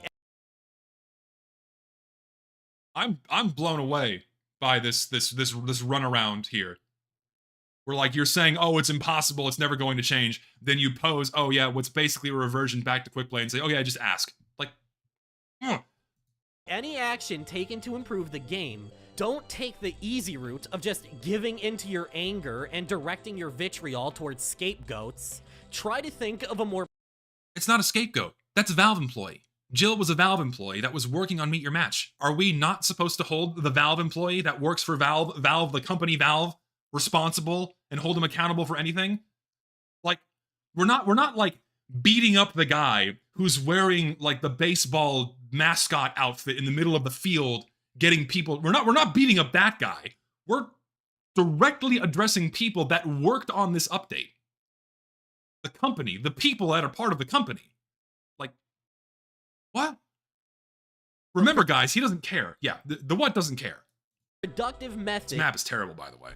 Of directing your anger into something that actually has a chance at having a good impact. Because I promise you this, pulling middle school pranks and being openly volatile towards any cooperation with... It's like a joke, not even a fucking prank. We're using a feature that's built into the game that lets you say literally whatever you want. And that was the kindest joke, the kindest jab that anyone could have given to Valve. No swear words, no slurs, nothing. Just, hey, Nito, you fucked up.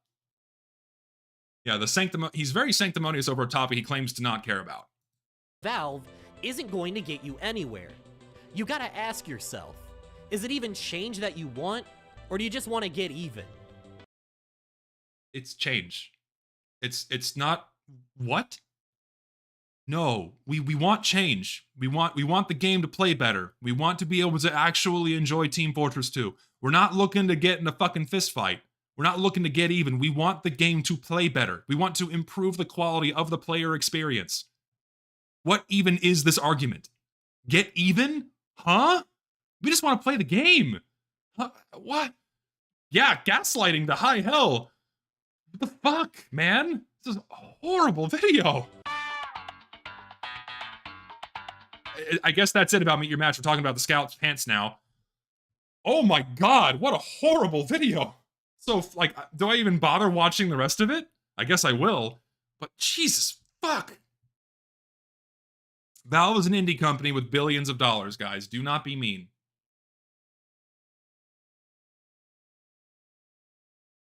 Yeah, that was a pretty bad backpedal. You know, like don't. It'll never change anything. But go ahead and fight for it. Again, he's playing the middle. He's fence sitting. The rest isn't as interesting. I'll be the judge of that. October 24th is a day that will live forever in infamy. Because on that fateful day, Valve took... They've always been brown. Why at around the same time? But one of them, last one actually holds some relevance to TF2.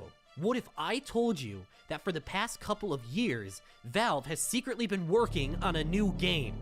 A brand new IP to add to their expansive catalog of gaming masterpieces. And it's a competitive 6v6 while Daddy Valve's visual clip on our... Okay, I don't care. That's it. Video's over. Don't give a shit. Who gives a fuck about Deadlock? No one does. Moving on. That's it. Okay. Wow. What a terrible video.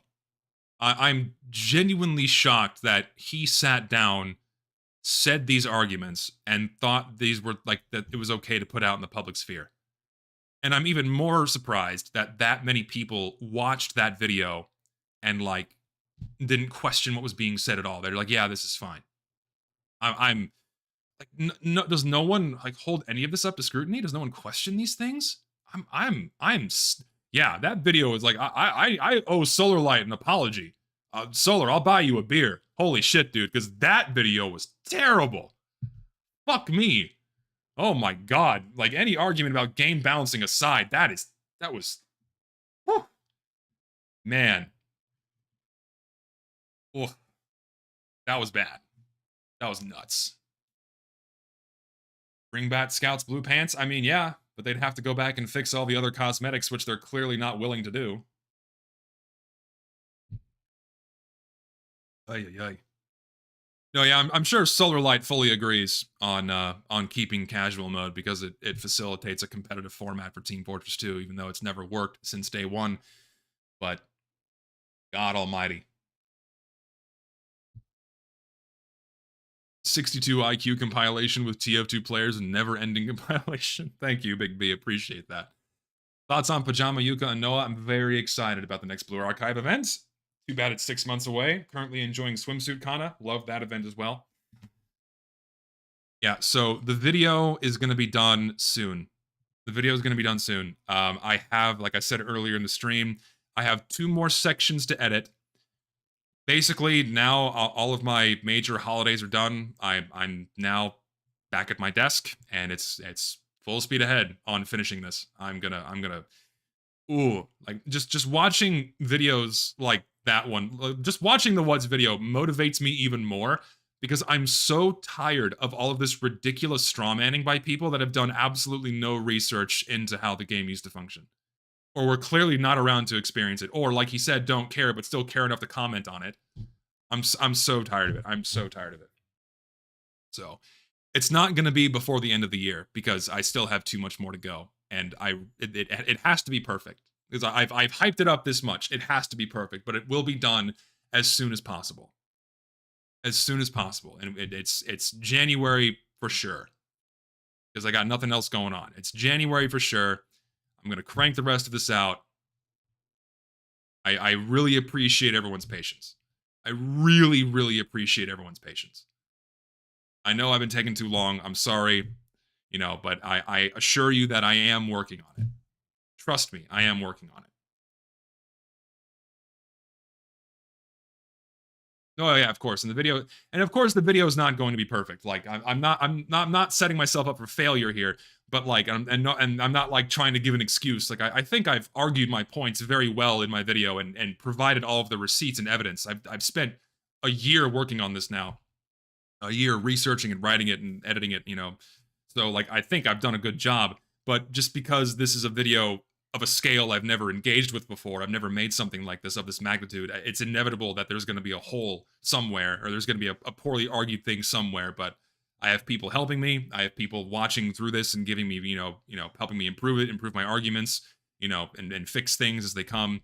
So I really, really hope that when it is done, it will be done to the best of my ability.